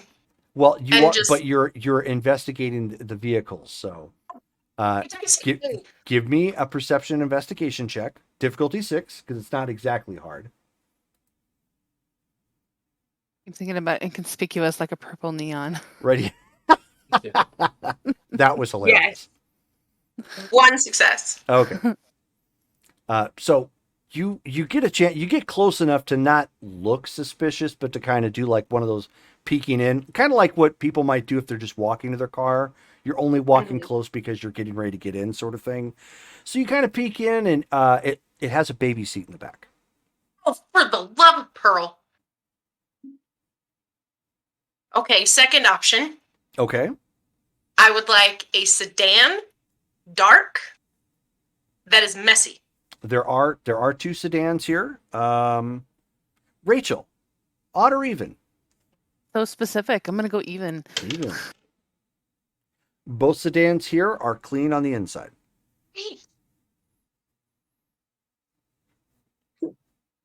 Should have just taken the one with the car seat. That's guaranteed to be messy. Yeah, but then there's like a kid and then they don't have a way to get home and like that's horrible. I can't do that. Kid's not in the seat. You can take anyway. Sorry, this is the bad conscience talking on your shoulder. Sorry. Take the tire, take the seat out.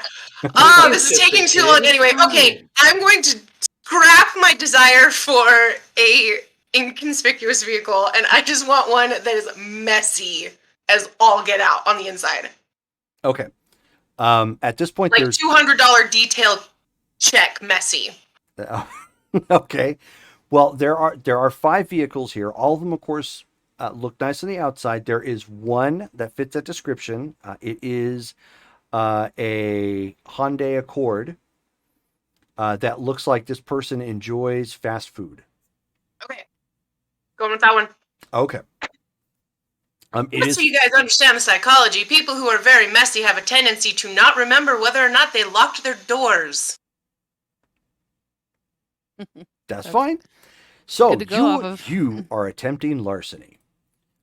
Give me a dexterity and larceny check, difficulty 7. So larceny. L. Wait. It's Wait. There it is. Oh, I found it. It's in the middle, under skills.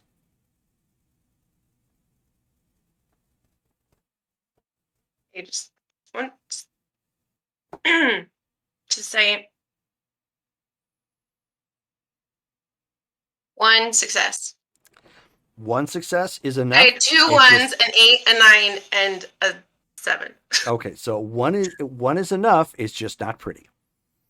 And so since you finally get in, you kind of do, you do a Jimmy real quick and try it, and then you're like, wait a minute, maybe the knee trick would work. And then you bash your knee into the door of the car, hard enough that it triggers the lock. Some cars are like that, actually. Mm-hmm. And the car, you see the lock go. Hey. So you get in, and so now, newbie tip number 3, if you would like to attempt to influence your dice rolls, you can by spending a temporary willpower point. But it means your available willpower is lower for anything that might require willpower later on. Okay. Good to know. You get into the car. car. Do you have to call it before you roll, or can you call it after you roll? You have to call it before you roll. Okay. So you get into the car. Despite the fact that this person likes fast food, it doesn't smell. It's just trashy. Just breeze. So you get into the car at this point. You're obviously going to have to do a column job to hotwire it. So give me another dexterity and larceny check. Difficulty 8.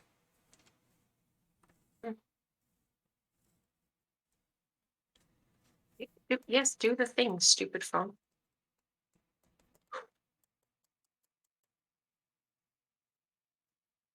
The 0. Okay, so you're having a difficult time getting the column loosened. So someone would like to purchase me new dice or possibly a new phone, since my dice the last month and a half have hated me no matter what medium, please feel free to do so. So Jerome, you know what I'm talking about. So here's an advanced rule that you can attempt to access if you'd like as a newbie, and I'll get to the others. I'll let you decide what you want to do, and I'm going to get to the others real quick.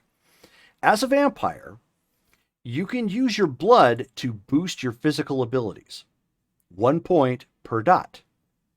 So you can increase your strength, your dexterity, your stamina, so on and so forth. It just makes you hungrier, obviously, making you at more risk to frenzy. You, however, also have potence.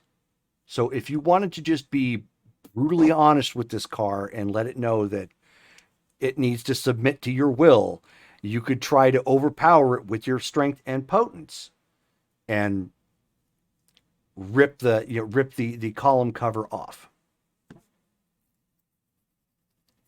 Kind of like that idea So of doing that. your potence, however, operates two different ways. If you don't spend a blood, your potence adds to your strength as an extra die roll. Okay. If you spend a blood point, any amount of points that you have, one blood point, any amount of points that you have in potence counts as automatic successes for strength checks. So with the blood, automatic success. Without the blood, it's a 50. It's an extra, it's an extra die roll. Okay. So think about your options there as you're kind of deciding what it is you want to do. At this point, all of you are on your way. Obviously, Lily and Ben are taking lead on the investigation side of things. You guys go down the highway a bit of the ways until you get to the Siskiyou road, which operates kind of like a, like I was saying, like an access road for the freeway. And you start coming up to the Weisinger Vineyard Winery. Now, the question I have for Sophie and Damaris. Are you guys parking along the road before you get to the winery to do your thing? Are you parking in the parking lot while they go up to do their investigation? Like, how close are you guys getting? And again, if you need to Google the location, it is a real location within Ashland, so you can find it on the map. So if you need visuals, you can do that. Well, I guess I want to understand exactly what we're looking to do. We're just looking to bring this person in, like find them before they get in trouble. Yeah, primarily, if we could figure out why they were targeted, that would also be a good plan. Especially if those people are likely to, like, we don't know who the attackers were. Maybe they're hunters. We don't know. Well, I mean, I can give Ben and them sort of a play-by-play on where everybody's at as they're looking. Is that what we're going for? To find these individuals that are hiding in the vineyard? That could be the attackers?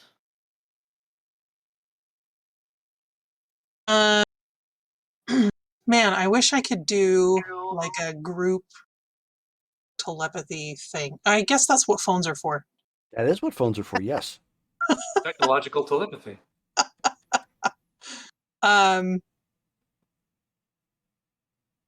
Okay, why don't you two go in and Damaris keeps scrying, and then I will kind of be the go-between, kind of like I'll be the point of contact.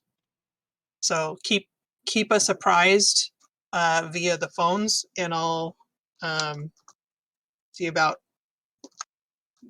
directing if we have a change. I mean, I can see them as they go in and maybe sort of direct them through on where people are. I don't know. I probably should find out where this Trish person is first. Since it's been a bit since we've last looked for her. Before we take off, Ben, did your contact say that there was a fight, right? There was some sort of altercation. Didn't seem like they had a ton of details, but And we can check it two- out, see what's going And on. we've got two people hiding. My suspicion is that these are the two that had the altercation. Does not want to be found. Possibly. I mean, do you want to find them or let them go?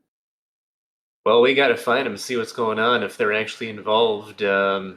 So you're not able to scry them flames, but Sophie, can you go do that out-of-body thing and see if you can locate this Trish or those two dudes that are hiding? Long as my body is in a safe spot. Well, if you hang out in your car here, you think it'll be fine? And You I'll be have with you. Damaris with you. All right. I can do that. Where are you two parking? I would Park under say, cover somewhere. yeah, I would say not at the winery. So like off the road somewhere. Okay. Yeah. So would it be safe to say you're going about halfway from Siskiyou Road to the winery and pulling off? I think, yeah, that's Sure. fair. Okay. Because it's dark. There's no street lights on this road. Yeah, but it's suspicious to have lights the lights that are coming down, which are ours, people can see probably from a distance. So I want to try to minimize that. Okay. But the other two, you pull into the parking lot, correct? Yes. Okay. At this point, yeah. That works. Okay, so Sophie, why don't you work your magic real quick as you jump out of your body?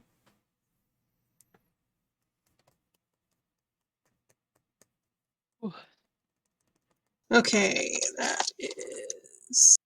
And if there's any prayer you want to do right before you roll, because keep in mind the last game, this all happened because you attempted to jump out of your body. Don't do that to That's me. right. Yeah, and I have an 8 dice pool for that. I know. So Yes.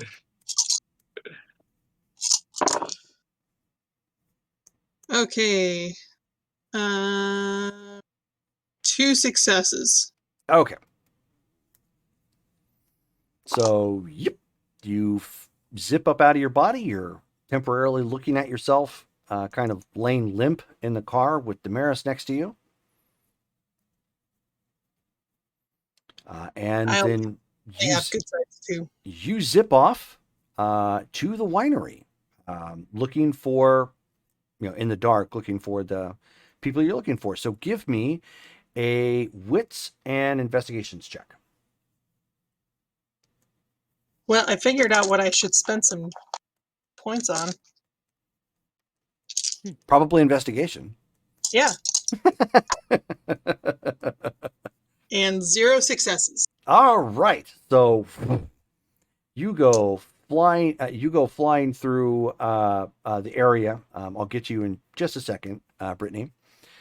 So coming back to Trish, you have one other added feature, which will stand out if you would like to do this. It would make it easier. Did you get the opportunity to look at any of your powers?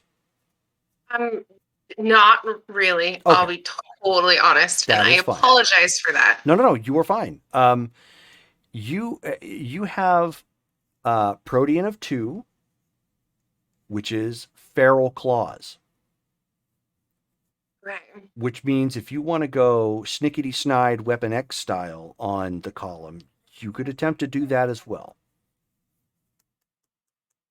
It only takes 1 blood point to activate, and it takes less than a minute for them to essentially grow from your fingertips.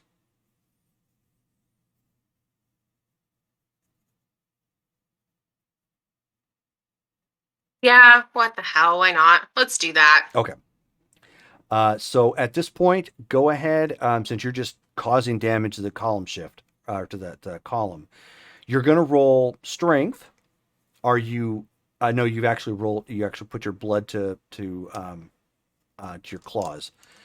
So basically, at this point, you're rolling damage. You're going to add your strength. You're going to add your potence of a 1, and you're going to add 2 for the claws, and that's how much damage you get to roll. With D10s. With D10s, 6 and higher is a success. I have actual dice this time. Oh, there you go. So there's 110. That will not explode Hold on, because you don't have a trait that's higher than a 4. Okay, so then if it's just a 10, then it's just a 10. Yeah. So 1, 2, 3. So 4 successes. Okay.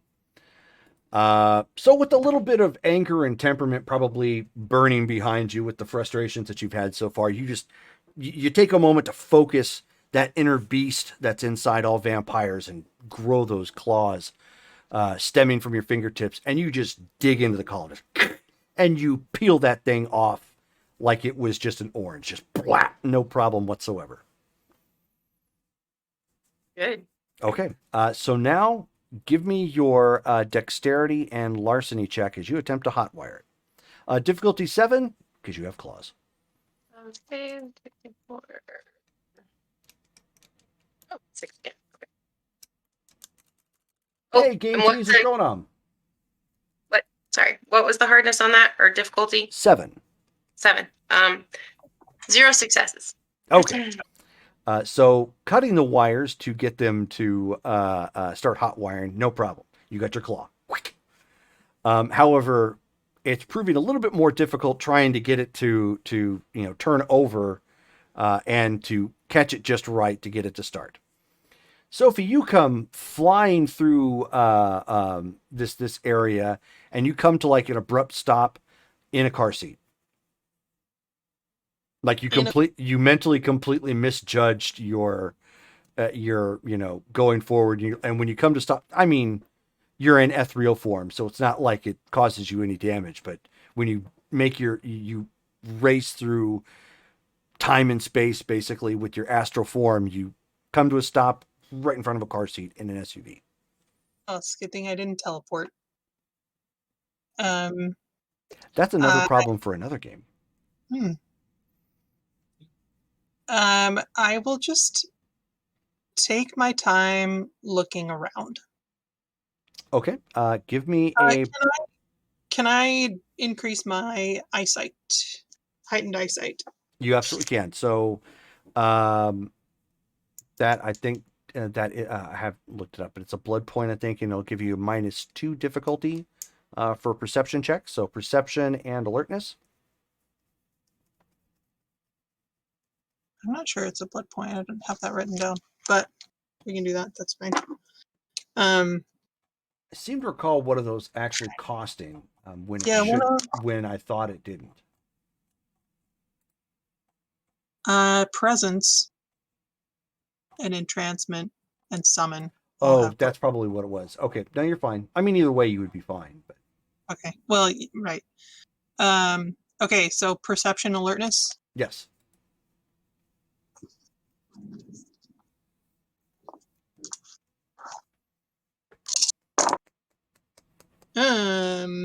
Difficulty. Well, -2, so 4. Ooh, okay. 2, 3, 4, 5, 4. Okay. So from your vantage point, you see all the things in the parking lot. Obviously, you see Ben and Lily pulling up in the parking lot, and you see Trish in a what appears to be a sedan with a lot of junk food wrappers, and she's got the column open and playing with the wires. And you also see in the parking lot some items that have been shoved into a bush. Bushes, I should say. Can I zip over and look at the items? Yeah. Yeah, it's a backpack. And let's see. Yeah, a backpack, a portable generator, and a mini fridge. Well, that's kind of weird, but I don't know what to make of it. So, let's do telepathy, and I will try and let Ben know what I'm seeing. Okay. What is Ben's active willpower? Ben's willpower is 7. Okay. That is your difficulty.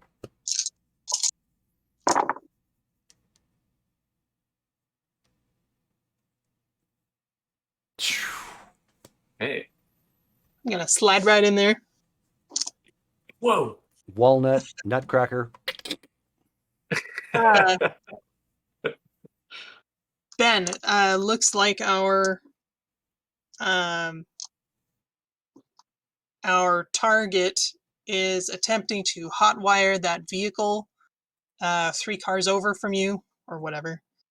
I'm gonna go look for the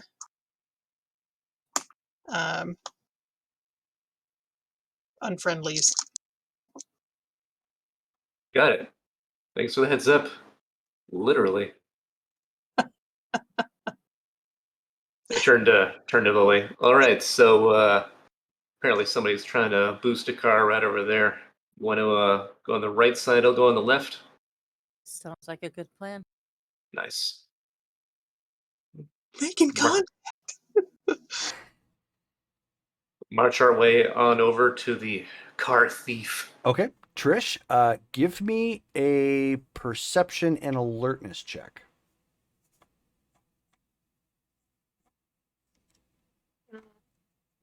What? I do not like the way these are organized. I can't find stuff with my brain. Okay. Well, hardness of what? Difficulty 7 because you're focused on boosting the car. 2 successes. Oh, okay. So you have a natural suspicion about you. You've had to do this before, obviously, because you've got the larceny skills. And you've just learned to be a little paranoid because just because you're paranoid, it doesn't mean they're not after you. And so you just kind of instinctively glance up real quick in the rearview mirror to make sure you're safe. And you can see 2 people walking on either side of the car coming up. Can I tell that they're kindred, or they just are figures? That is a great question. So neither of them have any telltale signs that immediately show them as kindred. Ben, why don't you tell me what you look like, and then Lily, why don't you tell us what you look like? Yeah, Ben is about 6 feet, 170 pounds. Decent looking dude. Black, short, bedhead style hair, brown eyes. He looks like his apparent age is around 30. He's wearing stylish blue jeans, dark fitting t shirt, and a black long coat. For reference, he's got an appearance of 4. Let's see, he's got kind of a groomed 5 o'clock shadow in his square jaw. He has an athletic build. Lily kind of looks like this. Except she looks like she's about 18 years of age. She does have blush of health, so she's not as pale as most vampires would be. She could pass for a regular human, so she has features that don't look pale at all. So yeah, so she's got the long black hair, blue eyes, and she's always in gothic attire. So you have kind of a straight-laced looking, maybe small business owner with a goth. That doesn't stand out at all. Suspicious at all. Okay, I'm assuming I'm not really going to have a heck of a lot of time to do much other than get out of the vehicle as I see them approaching. Well, you have a reaction. So you have Auspex, and you have it at a level 2. Auspex level 2 gives you what is called aura perception. It is one of the most common ways that a vampire can identify another vampire because they can identify them by their aura. Makes sense. Like it. So if you would like to check them real quick, you absolutely can. I would like to. Okay, 1 second. Oops, okay, went the wrong way. Not what I wanted, not what I wanted. There we go. Okay, so for aura perception, you need perception and empathy, and it's at a difficulty 8. Okay, perception and empathy. It's 4.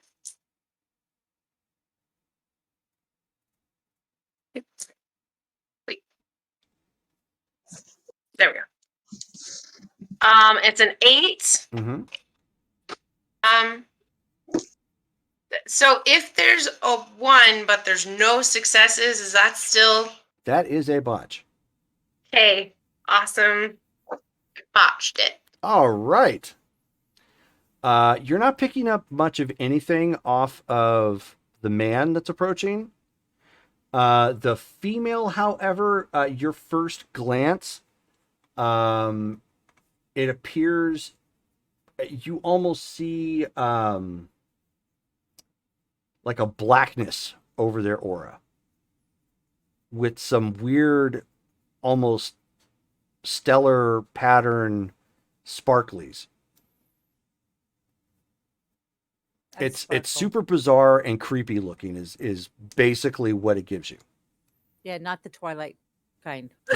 Yeah, not the Twilight kind.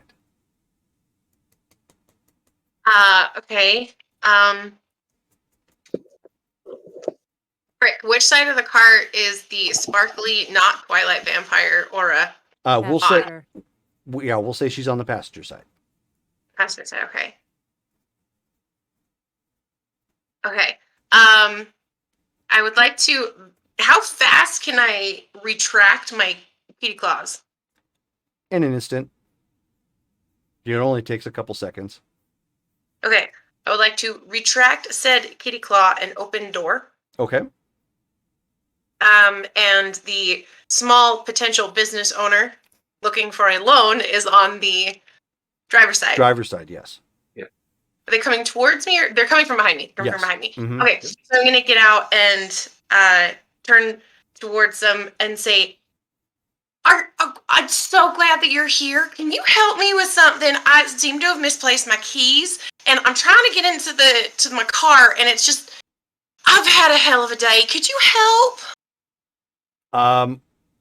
Go ahead and so this is a contested check at this point. Go ahead and roll your charisma Okay. as well as your subterfuge, unless you would like to awe them. No. Okay. It would just be normal at this point. Okay. So that and subterfuge is 2. Okay. So for those of you who she's doing this to, so that would be Lily and Ben, yours is going to be a perception and empathy check.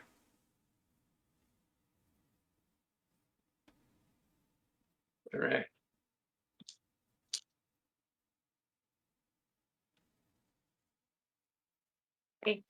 I rolled it. What do I do 5. now?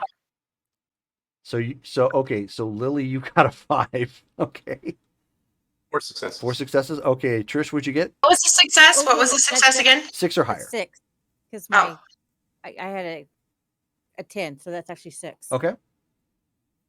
3. 3. Okay.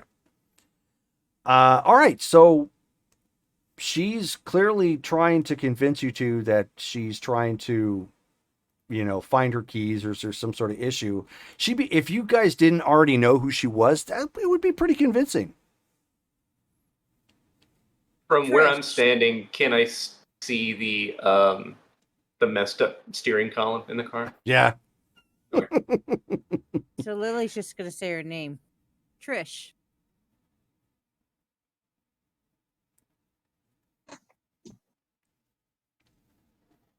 If you see that she goes from kind of this put on cheerfulness to subdued and kind of like, excuse me? I do not believe I have had the pleasure. And she takes a step back. No, you haven't. But we are here to help you. My name is Ben. That's Lily. You're Trish. Where are you hailing from there? Place that's not here. Oh boy. Okay, I'm just gonna come out and say it. We know your name. How could we possibly know your name? Rack your brain there, my friend. I may be a suspicious individual, but I'm not stupid. Oh, I know you're not stupid. You knew to get to the wires by tearing that steering column off. I mean, brute force, but yeah, it's Nothing else clearly worked, not a okay? rookie move. It wasn't a rookie move. Nothing else freaking worked. I'm don't assuming have to at this steal. point. I'm assuming at this point I've kind of figured out they're vampires, right? Well, They're kindred. well, not necessarily, but they clearly know who you are, and they're not approaching you in the sense of like, oh my God, I heard your music, way back when sort of thing, Yeah. because you're supposed to be dead. So it would be a good guess. Assumption. Lily would have Or never they're heard- just really, or they're really well versed in something, and that could be alarming in and of itself. Mm-hmm. Hold that thought. Sophie, you have dashed across the vineyard at this point. And as you get there, you can actually see these guys a little bit better because you can get like right up close to them. The moonlight still isn't all that great. But you can see that they were, there is a little ambient light around them as one of them has a cell phone open. They're like hastily, typing an update. Can I read? Oh your yeah, type? yeah. All you have to do is just like crane your neck a little bit and see it because they can't see you. Yeah, so you're just like, oh. And they've been watching this, and they made a comment about, they spotted one, but you see a comment, spotted one, they fled, but for some reason returned. Need to know how to proceed. And then there's a comment, that comes back and says, observe, wait for police to leave. And then there's like target is preparing to leave. They said target is preparing to leave. The comment back it says auto defeat. And then they comment confirm. And they said 2 more appeared. And then the comment comes back, it says confirm auto defeat. Complete. And so as you're like, what the heck is that? They look to one another and they go, all right. And you hear them beginning to recite some scripture.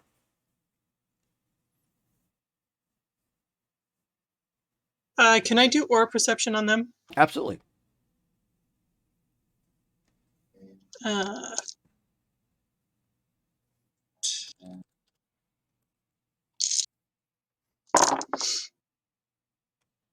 two, 4, 5. Difficulty 6. Yes. 5. Okay. You're getting that sparkly aura that you have seen so many times before. Hmm. You also, however, get an acute whiteness out of it.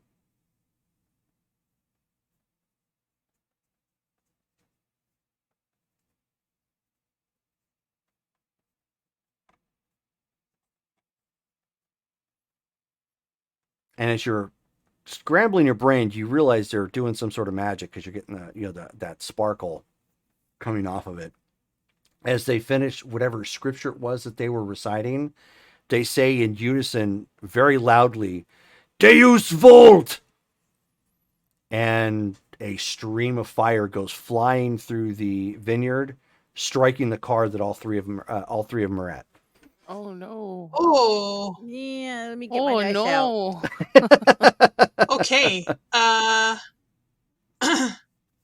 no. I don't think I need to Oh, warn Ben anymore. Sophie, courage check. Oh, shoot. Okay. Difficulty 8 because the fire passed straight through you. It's not 10, obviously, because there's a part of your psyche that tells you you're not actually there. You got 1 success?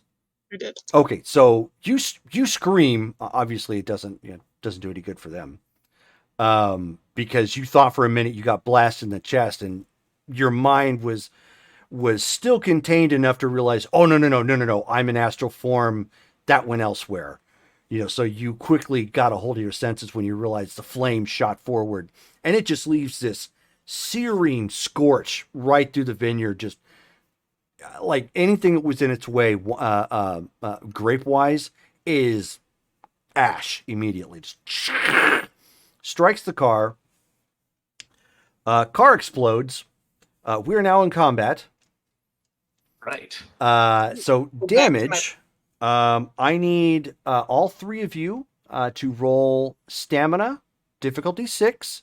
If you have fortitude, you may add that to your die roll. 2. Okay.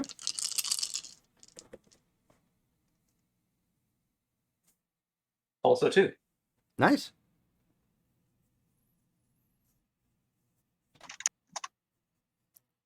You're muted, Hayley. This is really exciting. I got 3 successes and 2 of them were 10s. Oh, nice. Nice. Well, you don't have a 4 or higher in your stamina, but that would have been an awesome roll if you did. It's just really cool because my dice have screwed me today. So, but you got 3?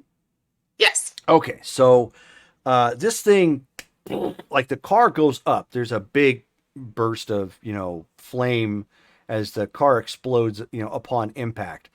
All three of you get upended and thrown 5 feet away from the impact. So Ben, you go, what was it? The left side. So you go left 5 feet up and over, an SUV. Car alarm's going off at this point. Lily, same thing. You go up and over, 5 feet away to the right, sort of thing. Lily, Trish, you end up like landing like right on top of Ben. Just like poof, poof. Yeah, But we're used to being thankfully- blown up. Thankfully, the only thing that took any damage was your clothing. Oh. You might as well say goodbye to your shirt at this point, Trish. This shirt had it saved you from some road rash, and it took the last bit of that explosion like a champ. You do have your coat on, however, so pretty much like the front part of your shirt is just like in tattered. It's no good. No sewing or anything's really going to save this. You're gonna want to change when you get the chance.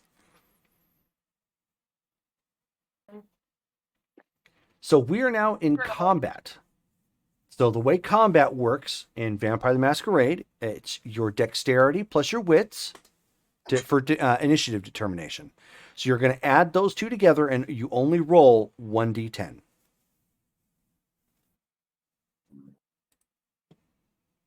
Wait, what? It's a little Okay. different. It's a little different than everything else. So, and I'll walk you through it here for you. So, Hayley, you have a dexterity of 4, and you have a wits of 2. So that's a 6. Mhm. Roll 1d10 and add that. Oh, that's what you mean. Okay. Yeah. It's like a modifier. Okay. I got a 17. 15. Nice. I got 16. Nice.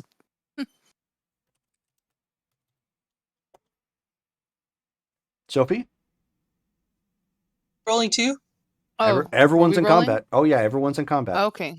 Like we weren't there, so I wasn't sure. So Yeah. Yeah, but if you want to act, you still would be acting on combat rounds at this point. Okay. D10 Dex plus wits. Oh yeah. 18. Okay. 17. Nice. Wow, everybody. I looked at the 0 and I was like, what does that mean again? That means 10. That means 10's to Gen A. Okay, so we have some very fast people acting. I have a question. I hopefully have an Yeah. answer. Where has Houston Connor been? He actually parked behind you guys and is just His own vehicle? yeah. Good. Now he can witness the shit that we keep having to deal with. But as soon as you hear the car explode, you hear him and you hear him go woohoo! Welcome to Ashland. Exactly. Welcome to Ashland. That's It's a war zone. I don't know if you guys have ever seen Gremlins 2, But Gremlins 2, one of the Forever. big things about that movie was that this big business building, everything was automated and high tech and whatnot. And when you walked into the restroom, there was a voice that says, "Mister, welcome to the men's room." That's what kind of reminded me about that. It's like, you're welcome to Ashland. Awesome. All right, so top of the round, Damaris. Is Sophie back in her body yet? Not as far as you can tell, but you are probably acting first because you were already watching everything, so you saw the flame coming just before it hit the car, and you're like, "Oh, okay, it's on." Do I see the two? Because I knew that there were two people that we were looking for that were suspicious. Do I see them at any point when I was watching this? In the briefest moment as the fire emanated from them. Am I able to gauge how far that is? Not accurately. Also, we're down the street, right? Yes. Yeah. Okay. I'm gonna shake Sophie. Say, Sophie, come back. Come back. Come back. Because I can't leave her unattended, so I pretty much have to use that as my action for now. Okay, so you're kind of holding your action and nudging her to get her to come back to her wake body. the fuck up. Okay.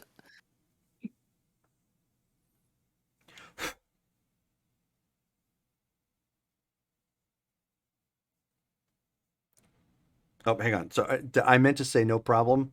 Sorry. I normally can't get Discord messages when I'm running the game because it will change the layout. So yeah, no problem. I'll keep that in mind. Okay, so that's what you're doing at 18. 17 is Sophie and Lily. I'm gonna go back to my body, and I'll just like sit straight up and be like, "We gotta go." Oh yeah, I know. Oh, thank God you're back. Okay. I know about where these guys are that threw that big old fire thing. Yes, I do. And there are a couple of religious types. Oh, great. It wouldn't surprise me if they were part of the church, the Society of Leopold. Yeah, I'm pretty sure they were. Okay, well, let's go get them. Okay, so keep in mind. So who's driving? There is a potential masquerade issue right on hand. You guys are doing this right out in front of the winery. So I'll just let you guys know, because you are, even though you're acting, even though you two are acting kind of first comparatively to everybody, you're not directly in the combat. So you may be able to be more reactionary in this particular instance. So just letting you guys know. But other than that, you zip back to your body and you guys are driving in the rest of the way? Yeah. Okay. Lily. Picking she's yourself up.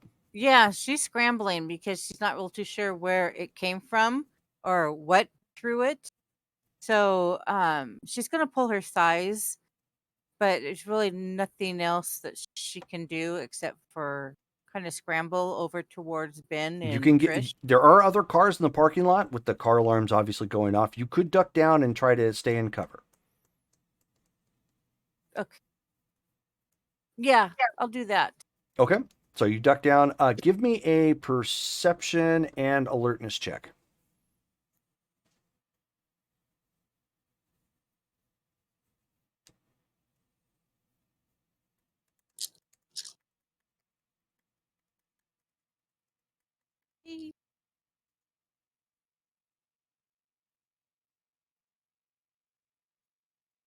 I've got 2. 2. Okay. Ones. In the brief flash where that fire came from, you kind of think you know where they're at. But again, it's still dark, so it's not. But you have you don't have a line of sight, but you have a good estimate as to where they're at. So I can start crawling towards Ben and them. Oh, I meant the guys on the guys out in the field. But but Ben and Trish, yeah, you action. could do that. Sure. Okay. So she's gonna be down and crawling, Okay, trying to find Ben and Trish. So that brings us to Ben. All right. So then, with fresh on top, Ben goes, I'm flattered, but this isn't the time. And then I put her to the side. And then I see if I can gauge real quick where that blast came from. Okay. You also give me a perception alertness check.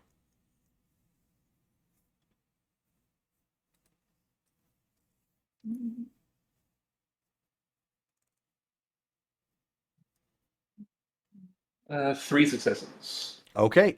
You actually can see the shadows of them as they are moving through the vineyard. And can I tell how far are they? Like if I burned for celerity. You would catch them in 2 actions. 2 actions. Okay. Then I will burn 1 blood for celerity. And let's see. Are there human beings around watching us? Like a group of people watching us? Or okay. From the vineyard, yeah, or from the winery, yes. Okay. Are any of them like reacting to the explosion, like running or screaming or anything? Well, in this very moment right now, it's all eyes on the windows because of the explosion. Okay. So then can I tell if they're looking my way? If I were to run at celerity 3 speed, would it be obvious that they're seeing me? Like, does it look right? Okay. Then in that case, we were thrown like over on one side of this the SUV. You said, I think. Is the SUV between us and the dudes who launched the attack? Yes, it is at this point. Okay. Not by a whole lot, but there's an angle of an attack. But yes, you do have cover. Okay. All right.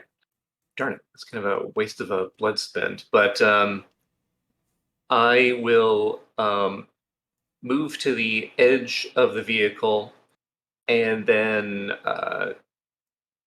let's see here. If I can't like see them directly, then I'm just gonna then hold my actions to see if there's anything else I can do because I don't want to break the masquerade.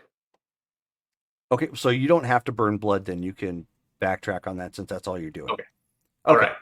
Trish. Being unceremoniously dumped off of bed, I'm gonna stand up and kind of like prop myself back against the vehicle that was next to the one that we were at. I'm assuming while rocked, it is still there. Yes. Yes. Okay.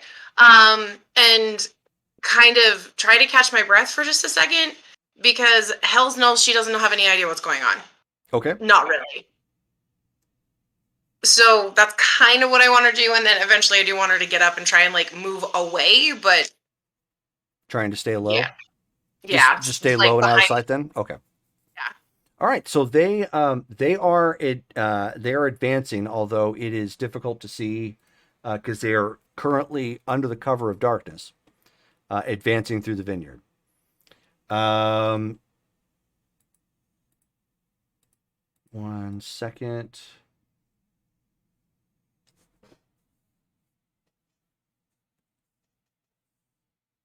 Oh, okay.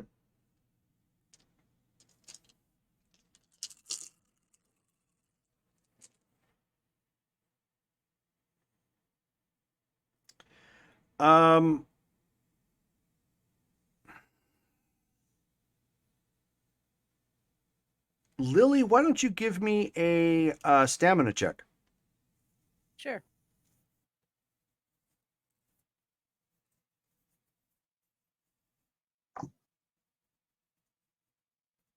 Regular diff? Yeah.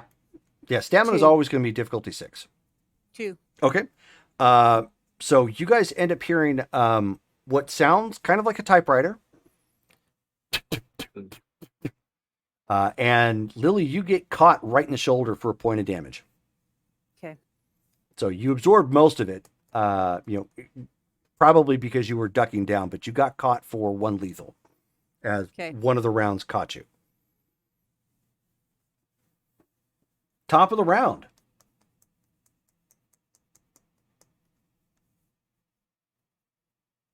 That was Damaris. So Hello. I know. No, I I'm know. here. Can you hear me? Yeah. Okay. I was just teasing. So we're driving at this point, right? Yes. And you were already halfway there. So at this round, you're right at the front of the driveway. You're going into the parking lot. Can I look to see if I see the two guys? Perception alertness check. Yeah.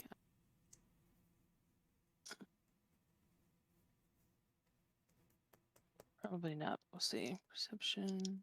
4. 2, 3.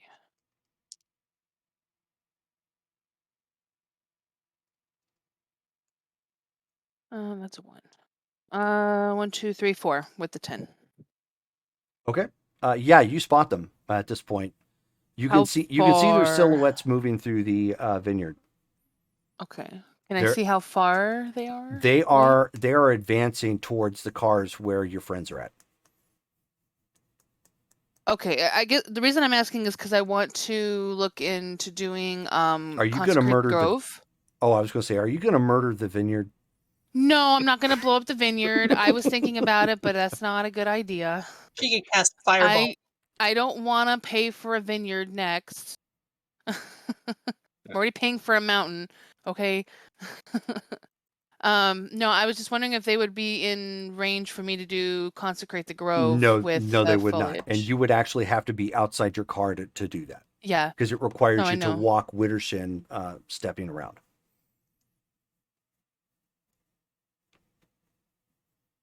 Let's do. How They're many advancing. how many people are like in view of what's happening? There are 8 that you can see from the vineyard, the winery itself. Can we like maneuver the car to like block some of what's happening? Not from the people who are assaulting you, but if you want to put the car in the way of the people that are firing on your friends, you absolutely could. It would require you to get up in the dirt and kind of make a U-ey towards the vineyard. I was more hoping that we could like shield the battle from the regular people. That isn't going to be a possibility because the people who are attacking you can, realistically speaking, could probably be seen from the vineyard firing in on you guys. Your friends have cover on the other side of a vehicle. So it's not like the people who are watching, and of course the fire from the one car. So it's not like they have a direct line of sight to any of your friends or even you guys right now, unless you do something to change that. Can we run over them? Yeah, you could absolutely do that if you want to. Can we floor it and You're going to hit them with Grand Theft Auto style? Yeah. I look at Sophie. Give him time. I can run him over. Okay. Okay. This will be interesting. I don't know what else to do. Damaris, Sorry, I'm not a physical character. Yeah, that's fine. Damaris, give me a Dex and Drive check, difficulty 7. Okay, I'm gonna burn a will for an auto. All right. Because somebody doesn't have Drive. I do have Drive, okay. just not a whole lot of it. Okay, so I'm sorry, it's Dex and Drive, you said? Dex and Drive, difficulty 7. 5. Difficulty 7. Wow, I got 5 total. Oh, okay. Yeah. So, Sophie, mental reminder: when you guys need to drive somewhere, Damaris needs to be the driver. Not that this comes up, but as she was driving, and she does one of these like glances temporarily at the what's going on. You're relaying like what you can see, like the people, and Damaris, just being the inhuman monster that she is, just like forget them. Slides the gear shift back on the car, hit floors it and slams on the brakes at one point, hits the angle like just past that nice sign that I talked about at the very beginning of the game with the winery. She drifts around the sign. Like, no problem. Hitting the loose ground, just blah, blah, blah, blah. You swear you could hear Ba Wada Ba from Kid Rock. All of a sudden, just bum, bum, bum, bum, bum, bum, bum, bum, as she comes sliding around and gunning it. Flying through the vineyard at this point. Of course, the vineyard, it's not steady road, so it's bop, bop, bop. You know, the hydraulics of the car is getting ended over end. But they fire on you guys at this point because you're coming right at them. Going for maximum damage. Oh yeah, she's buried the pedal. We'll survive. Okay. So I need you two to both roll stamina checks. Fortitude if you have it. I do. Stamina. 4. I don't know how to count anymore. Okay.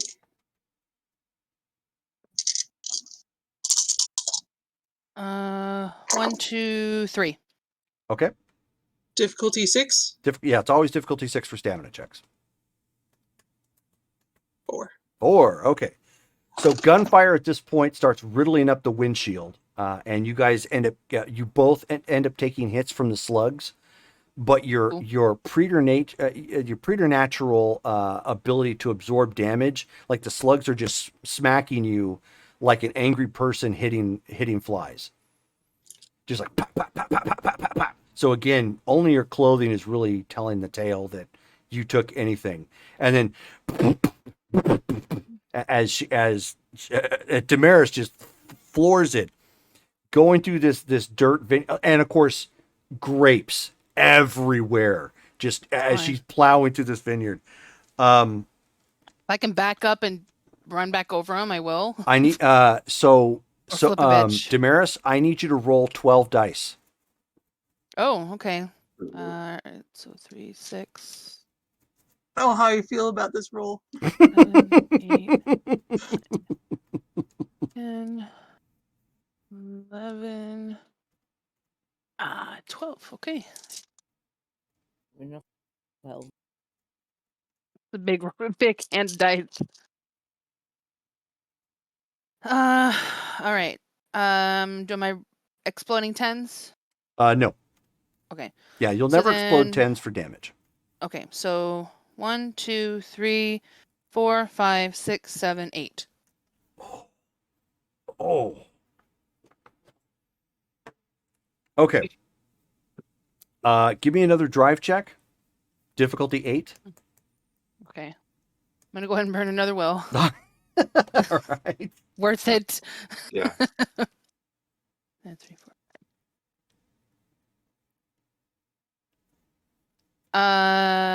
3 with the auto. Okay. So you don't lose control of the car. You guys, of course, lose sight of the two that you hit. And you come flying out of the vineyard on the other side, still in the dirt. I'll get you guys in a second. The three of you guys saw from the street, from the country road, this car go. So it's kicked up all kinds of gravel and additional like dirt and whatnot into the air. It's making it pretty hard to see. And it makes it hard for them to see us too. Right. And and the car bolts past you guys. And it's picking up speed, and you hear this sickening thud just boop, boop, boop, boop, twice. And you just see in the shadows from the moonlight before the dust and everything just makes it too hard to see out that far, what you think are mangled shapes of humans. okay. Yeah, that was definitely flames driving.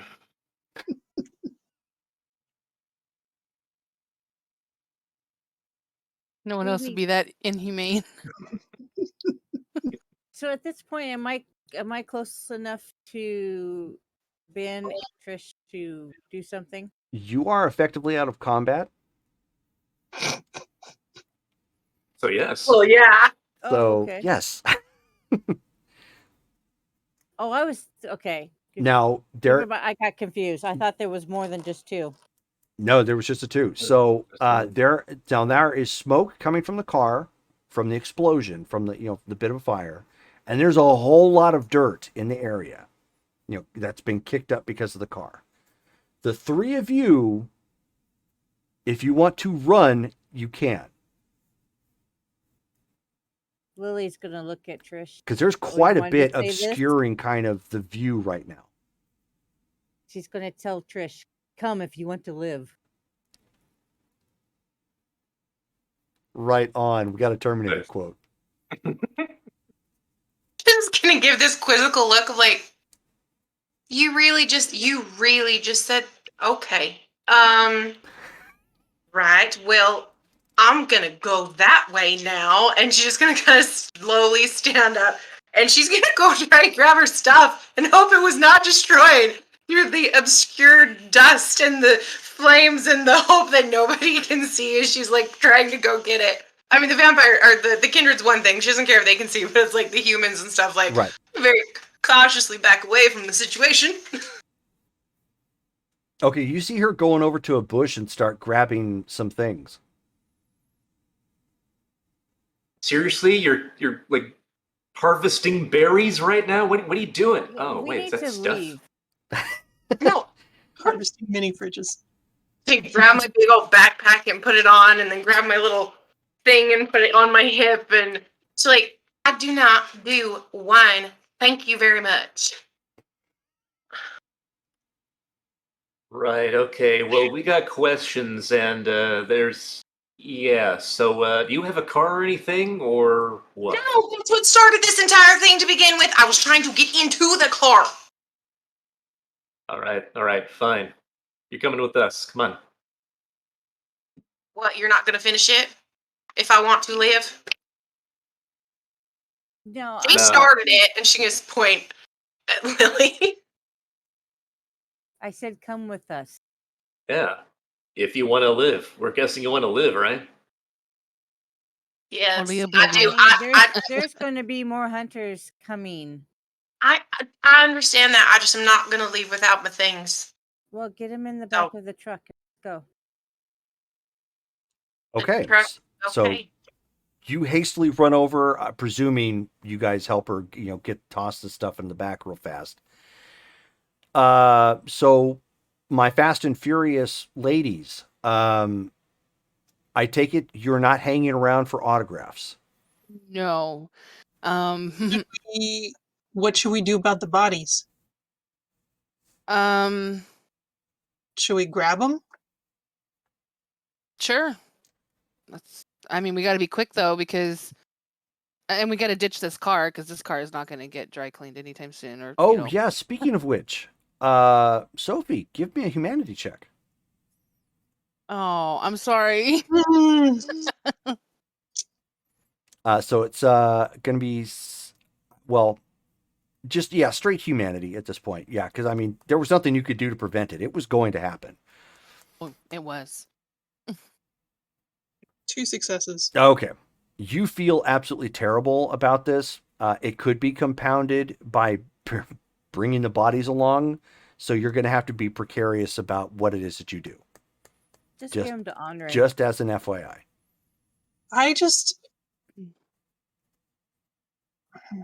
Well, she's. You knew well, it had. she's You knew it thinking- had to be done. It was.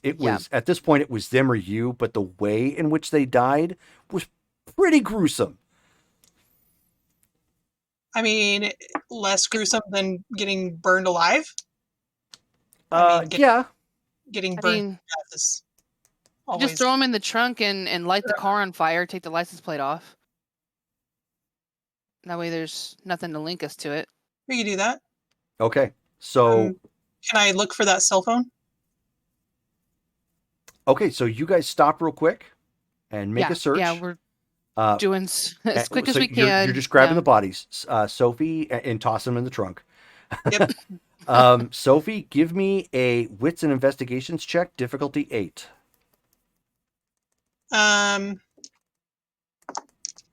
Okay. Nope. Okay. Nada. Okay, so you don't find the cell phone, but you guys grab the bodies, toss them in the trunk real quick, and then peel out to kick up more dirt. Yeah, literally kicking up as much dirt as I can, and then I'm gonna. There's already a fire around, right, around where the other car was. Yes. Okay, so I think we should ditch the car there, and I can just light it up and have it be a part of that whole thing. We could just run away and have the So others you're run away basically and going to have 'em burn the pick us up. parking lot. Yeah. Sure. Okay. I mean, So what car are you getting into? You know what? Question. I can celerity away. Houston is still there, like down the road a ways. I can celerity away to out of sight, and I can carry her with me. I was like, can you drag me with you? Because I don't have celerity. Yeah. And while you carry me away, I'm gonna, light a fireball or whatever on. Okay, I'm not gonna make you guys roll for not a okay, fireball, so, wow. but enough to blend it in with Yeah. existing. So you fire. so basically what you do, Damaris, is as you guys, oddly enough, if this was a video game, it would look really awkward. But so you guys come to stop with this dirt kicking up. You grab two bodies, throw them in the trunk, purposely drive the vehicle right into the flaming vehicle, just and crash. You get out real quick as Sophie gets cozy with Damaris, picking her up real fast to speed away at vampiric speed out. And Damaris, ignites it with, for some more flame.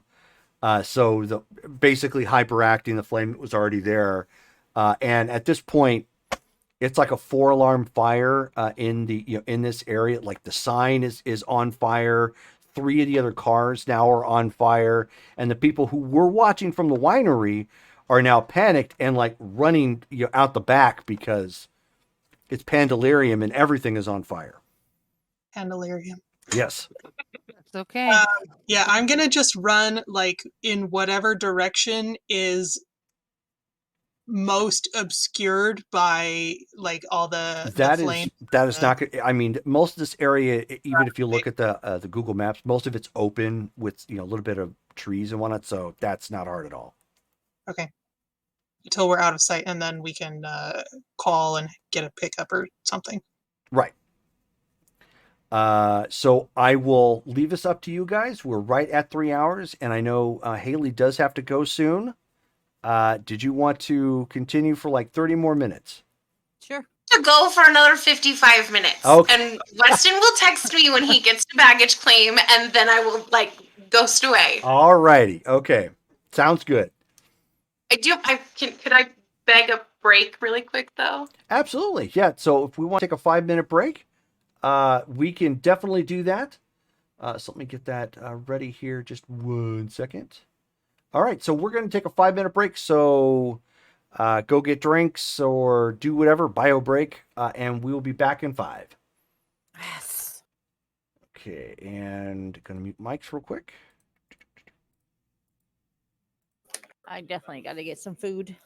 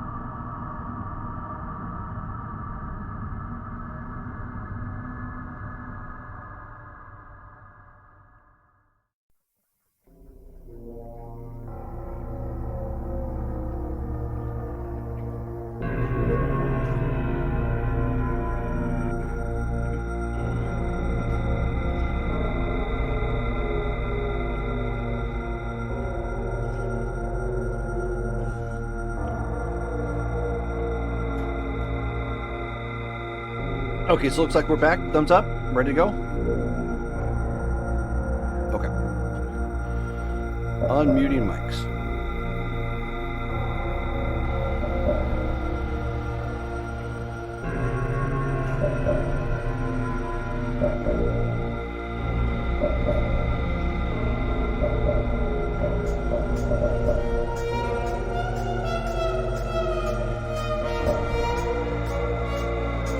And we kill the music again, and we are back.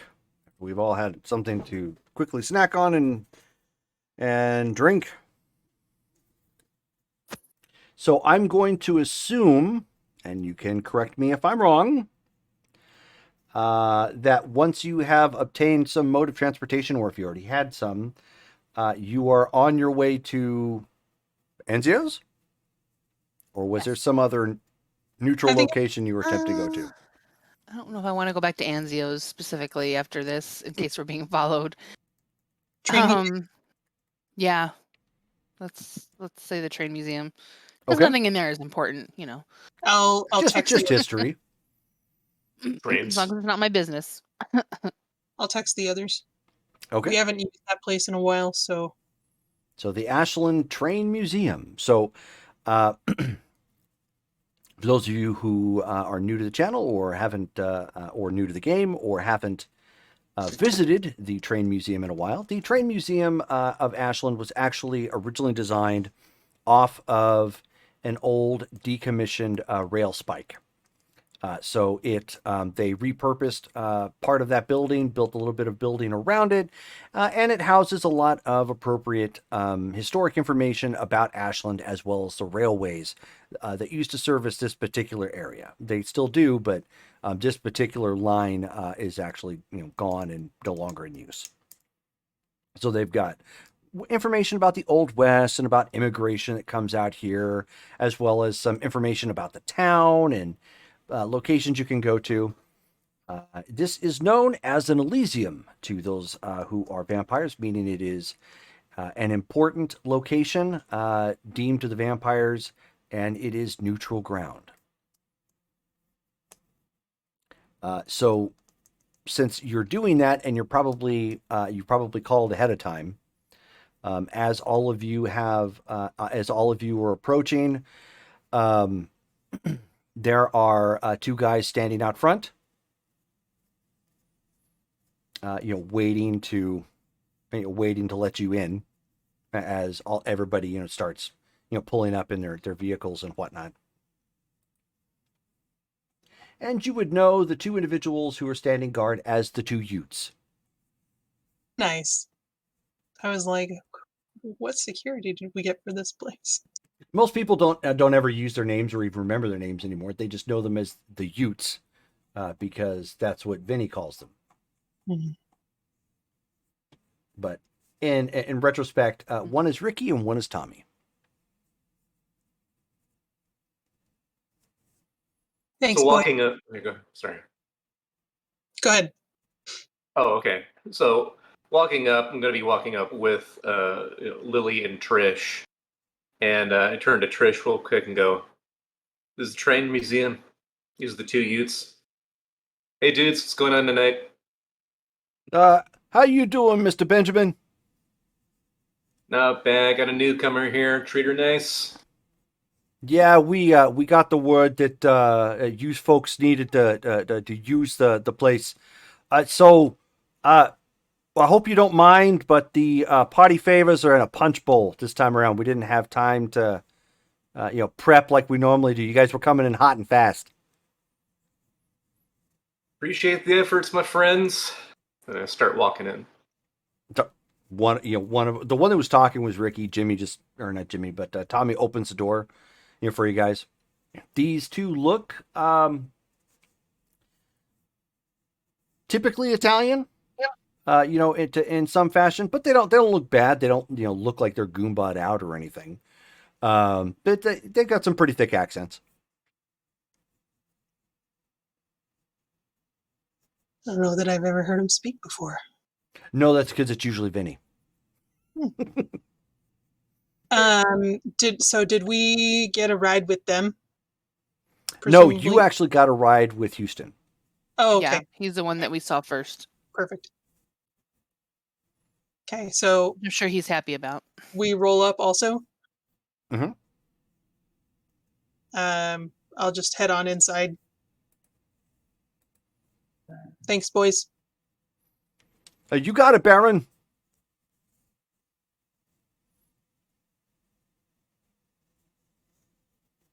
Well, that Rachel's was kind of following wherever you guys go. She's gonna follow behind. She's like not totally sure what to make of everything and what's happening, but she's just like kind of this like shadow Which, by the way, she's like 5'4" and she has very long, blonde, curly hair. Oh yeah, we didn't get a description of you, did we? No. Yeah. I So always forget to do that. yeah, so before we do that real quick, when you guys walk into the main room, again, the museum itself is not like huge like you would think, like the Met, or whatnot. But the main room itself, it's got some nice paraphernalia up on the walls, a little bit of history of some old pistols that no longer function. There is a fold-out table that is set up in place. There is that really cheap dollar store like welcome lettering hanging kind of awkwardly from like two pictures. There is a punch bowl with some blood in it, and there's red Solo cups right next to it. I like to get a glass. Okay. Effectively, there's enough 4 blood points here if anybody needs it. I'm good. I will throw myself in a chair and just kind of lounge, and then kind of remember, oh yeah, we have official business we need to do, and so then I'll sit back up properly and just be like, well, that was a mess. Yeah, you guys don't really do subtle, do you? Well, No. that wasn't our fault this time. We can do subtle. It's the other guys that don't do subtle. I think running 2 people over with a vehicle drifting through the parking lot and then setting stuff on fire is not necessarily their fault. It is because first of all, they attacked. Second of all, you would have died along with everybody else that they blew up that car next to you guys. And how else was I supposed to get them off your back? You're No, welcome. I'm not saying I'm not thankful, because I am. I'm quite thankful that you did it, but I'm just saying that it was a little bit of a cluster. Well, we were going in to rescue you, and they were already on your tail. Sorry, Rachel's. As she's speaking, you can tell out of everybody here, she looks like a walking corpse. Yeah, she's very inhumane. Like unabashedly looks undead. She has, just to give you a description of her, she is wearing a lot of leather, a lot of natural sort of cloth, almost kind of like, not a hippie, but just very much a woodsy type person. She has really long and thick, like dreads that have things hanging on them, in them, whatever. Very much a down-to-earth person, so to speak, but she just looks really undead. She does not have any humanity in her at all. And she stands about maybe 5'2", 5'3", so she's not tall or anything, but very inhumane. Sophie is stunning. She's about 5'6", apparently late 20s, dark hair, just thick, beautiful, luscious dark hair, and green eyes, and she is dressed in like a nice blouse and a pencil skirt and stilettos. She wears stilettos to a rescue op. Yes, she does. Yeah. Why would you not? Exactly. So I didn't get a chance to explain Ben, but right before all of the action broke out, I identified those fellows as the religious types that we've been worried about. And they were working with somebody else. I tried to find the cell phone that I saw him using, but we were in too much of a hurry. I couldn't get a handle on it. So we know they were working with orders, but obviously that's not much we can do about them now. So Yeah. the hunters were after her. I'm gonna ask, did this do anything to trigger any memories or like remembrance of what's happened? Good check. Give me a willpower check. Difficulty 5. Wait, hold on. I hate not having multiple screens. I'm so used to having multiple screens. Willpower check. Went too far. Went over. Down towards the bottom. Yep, found it. And difficulty was 5? Difficulty 5. Okay. 4. Okay. Yes, actually it did. With all of that chaos, like everything started coming back. Basically, what happened was you showed up to meet your contact Dixie because you were going to you're going to buy some blood and head on out. When you accidentally got identified by 2 guys who creeped you out like quite a bit. You tried to play it low key.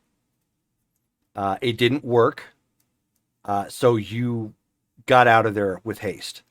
You made the wrong turn getting out, however, and you ran the other way down the country road. So when it came to a dead end, you quickly U-ed to get, to start accelerating to the other side, and they ended up playing a game of chicken with you, which you lost.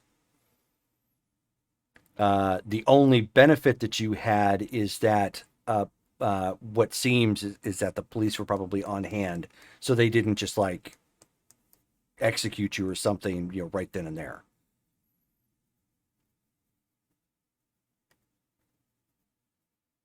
So I think this might be my fault. I mean, as much as I said you guys have no subtlety, I think this was kind of all my fault. I explained everything that you just said. And I don't get recognized very often anymore. Most people don't remember my face, which is, I guess, a good thing. But I'm sorry. I didn't mean to bring this on you guys. I just wanted to go. No, this was already brought on us. Unfortunately, you just happened to In the hornet's nest. yeah, exactly. Someone kicked the nest, and you were a part of it, unfortunately. So, look, you may not appreciate the way that I handled those guys, but frankly, nobody else here would have done the same thing. Let's just be real. She looks at all of y'all and in your humanity. I'm not a physical person, so I hit him with the biggest thing that I had, and that was a car. It was Whatever effective. works. Yeah, she actually saved our bacon. It could have been a whole lot worse, for sure. Miss Trish, apologies, we didn't do any of this beforehand. My name's Sophie. I'm the Baron here in Ashland, and I have to ask, were you just passing through town, or were you planning to stay for a while? I was just gonna go. I wasn't planning on actually staying for any length of time. But it's very nice to meet you, and you can see she's kind of nervous suddenly, a little jittery. Like, but it is very nice to meet all of you, and really thank you very much. And she gives Ben kind of like an up and down, like, and I wasn't trying anything. I'm just saying. Hey, you wouldn't be the first. It's fine. It's fine. But Probably why true. why passing through? Like, where are you headed from? Just around. I've just kind of been on my own. Well, not really on my own. It's kind of complicated, actually. But essentially, I am trying to adjust to certain events that have happened in recent days, years. Time gets weird. But yeah. So I was coming from the south and going up north. Yep. Well, it sounds like you are more of a nomadic type. In that case, if you're passing through, you're welcome to do so. Sorry about your drop. We can probably help you out with that. But if you'd like to stay, you're welcome to do that as well, as long as you try to keep things on the down low, a little bit more like not like today. Well, I might also bring up the fact that apparently you were cased as being, one of us. So your information is probably already on file with these hunters. So you may want to consider staying a while in case they try to get you again and when you travel alone. There is safety in numbers, Up or to at you, least though. increased Well, resources. no, it's not a bad idea. It's really up to you. I'm just saying the offer stands. This is a friendly town for those who are looking for a more stable home. Although stable may be a relative term. Yeah, no, I get that. What's the Christian music scene like here? There's a Christian music scene. I've never even heard There, of it. there actually is. Most people don't know that.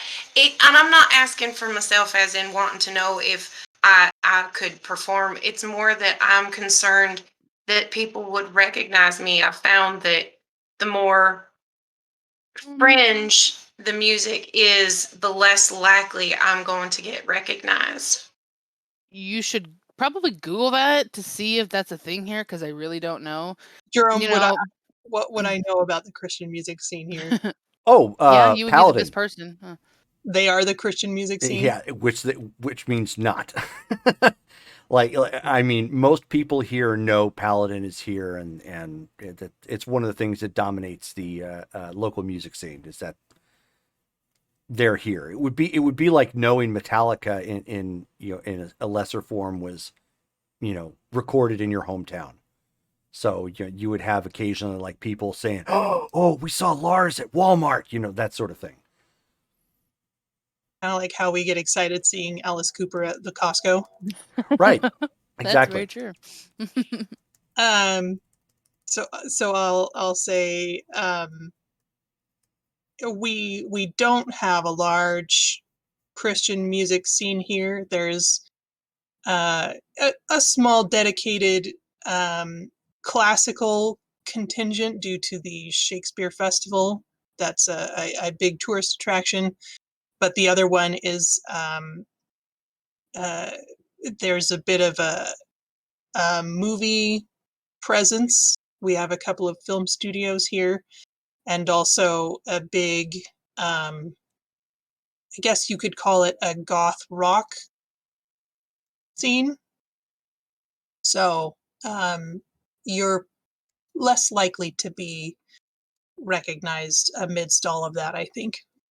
Oh, and don't forget Doug's LARP thing now. Apparently that's going well. LARP?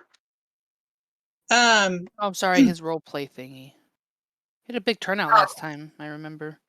yes, actually, Wait, he's is that where people take like the foam sorty things and go in the park and like do the attacking? I don't remember Um, seeing any swords. Oh. don't they play one of like supposedly our type, Right. but like Um, her faction? it's funny you should mention that because he was really excited tonight about apparently, so he's got a big event coming up, and he said they just made the funding for it, so it's going to actually happen. And I'm actually really curious When what is that happens. gonna happen? It's in a couple of months, he said. So I When's would the solstice? a couple of weeks. In Okay. 2 weeks. Okay, just double checking they don't cross paths. Yeah, That would I be was, Nope. bad. I was a little concerned about that too, especially with a lot of newcomers coming in town. But his LARP is not the same time frame. But he's very excited, and he said they're likely to draw something like 100 people, even from out of town. And I actually attended one just to kind of see what he was spending all his time on, and I was really impressed. He had hired a couple of actors to come and play guest princes, and everybody had a really great time, and the production values were really impressive. So, I mean, I'd like to take credit for that, and I suppose indirectly I had a little to do with it, but it's definitely his baby. Anyway, that's neither here nor there. Those are the play vampires. Right. Might be an odd question, but do you guys know all that much or have a presence of in some way of the more animalistic of us? What, like a gangrel? The Sabbats? Oh, you mean the Sabbat? Oh, yeah, them. They don't really have a heck of a lot to do here, right? Sometimes. Oh, not at all. Usually not, Okay. but they do occasionally roll into town. The closest Sabbat presence here, you could say, is actually in Portland.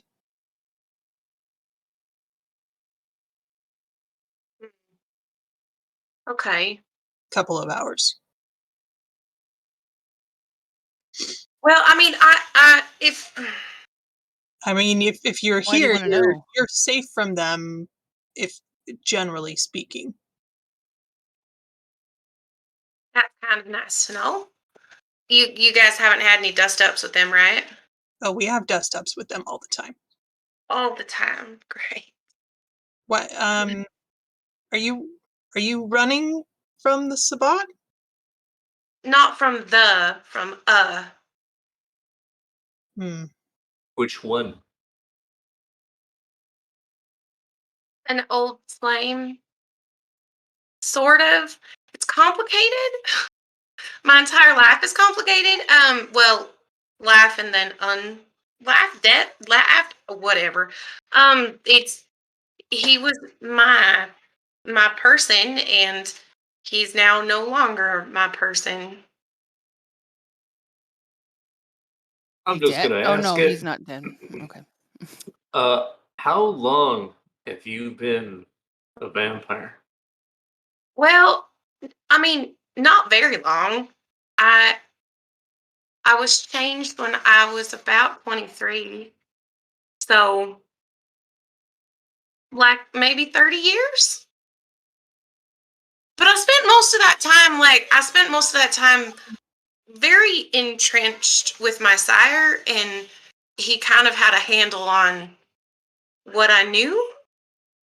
So Do you it mind if feels I like ask, I'm kind of brand new. like, what clan are you? That's a very good question. Not one I really know the answer to right now. I could tell you what it was.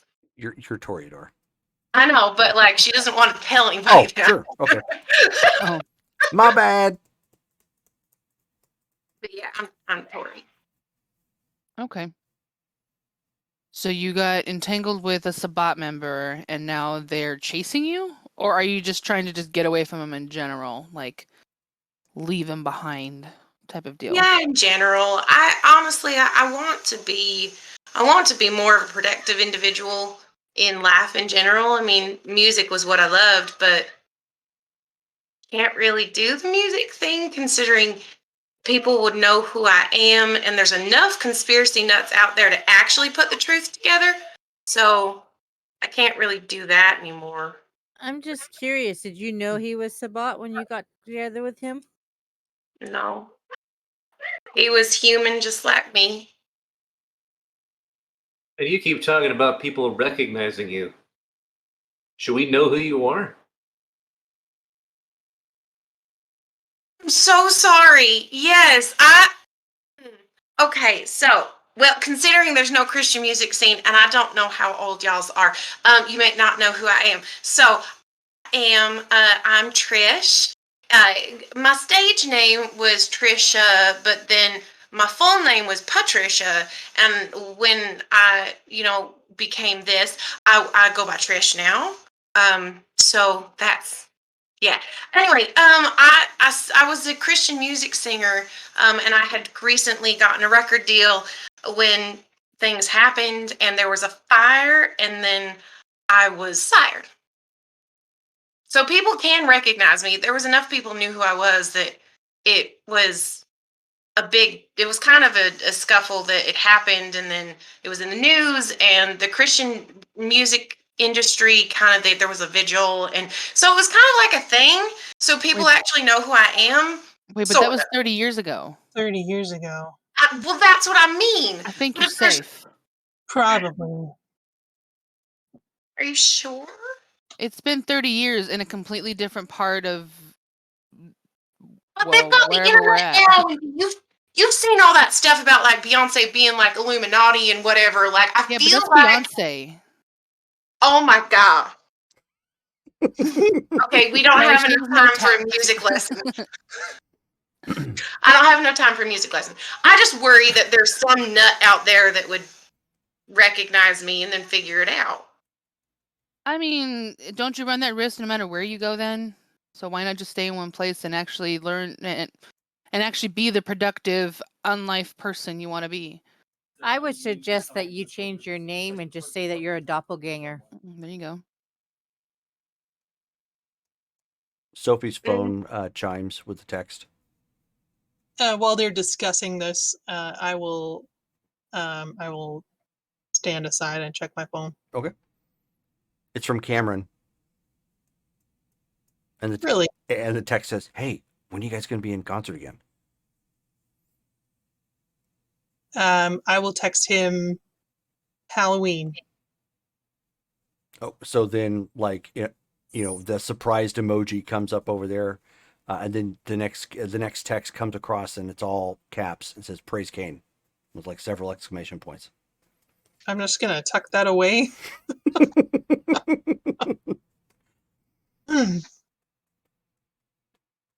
Oh yeah. So it's kind of me. It's not a bad idea. I thought Trish would be enough, but apparently No. Clark Kent and Superman can be hidden by freaking sunglasses, but I can't drop an A and not be recognized.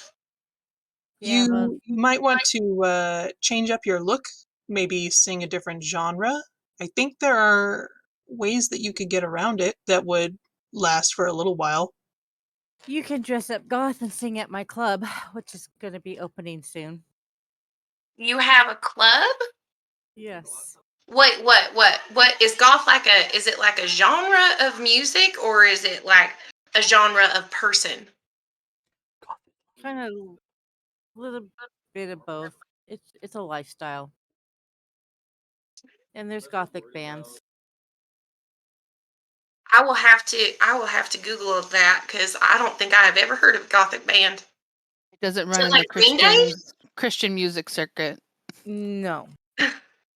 No. I do know like Green Day and like American Idiot and stuff. Is that kind of the same?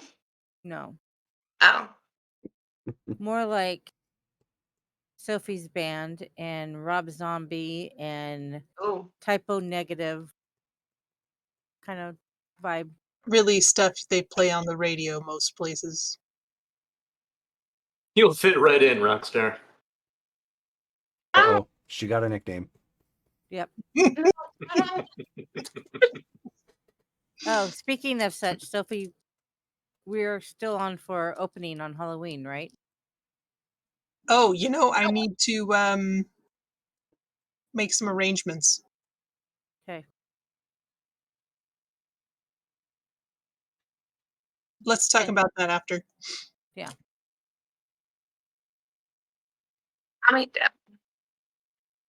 this is a stupid question, but where would I live? Because I don't have really any money. That's why I've been kind of just going about and doing things on my own. We have a communal sort of location for people. Like a halfway house? Or a hostel? Like a residency that we all like to go to at once. Sophie's thinking it does get a little hostile sometimes. Yeah, but it has a gold toilet. It does have a gold toilet. Which none of us need to use. Right.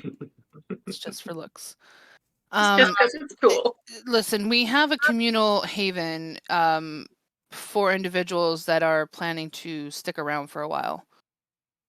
So if you plan on sticking around for a while and need a place to stay, there is a place to stay until you can get your own place. I guess here's as good as any, as long as the. How do you? Yeah. Yep. No, I'm good. We're good.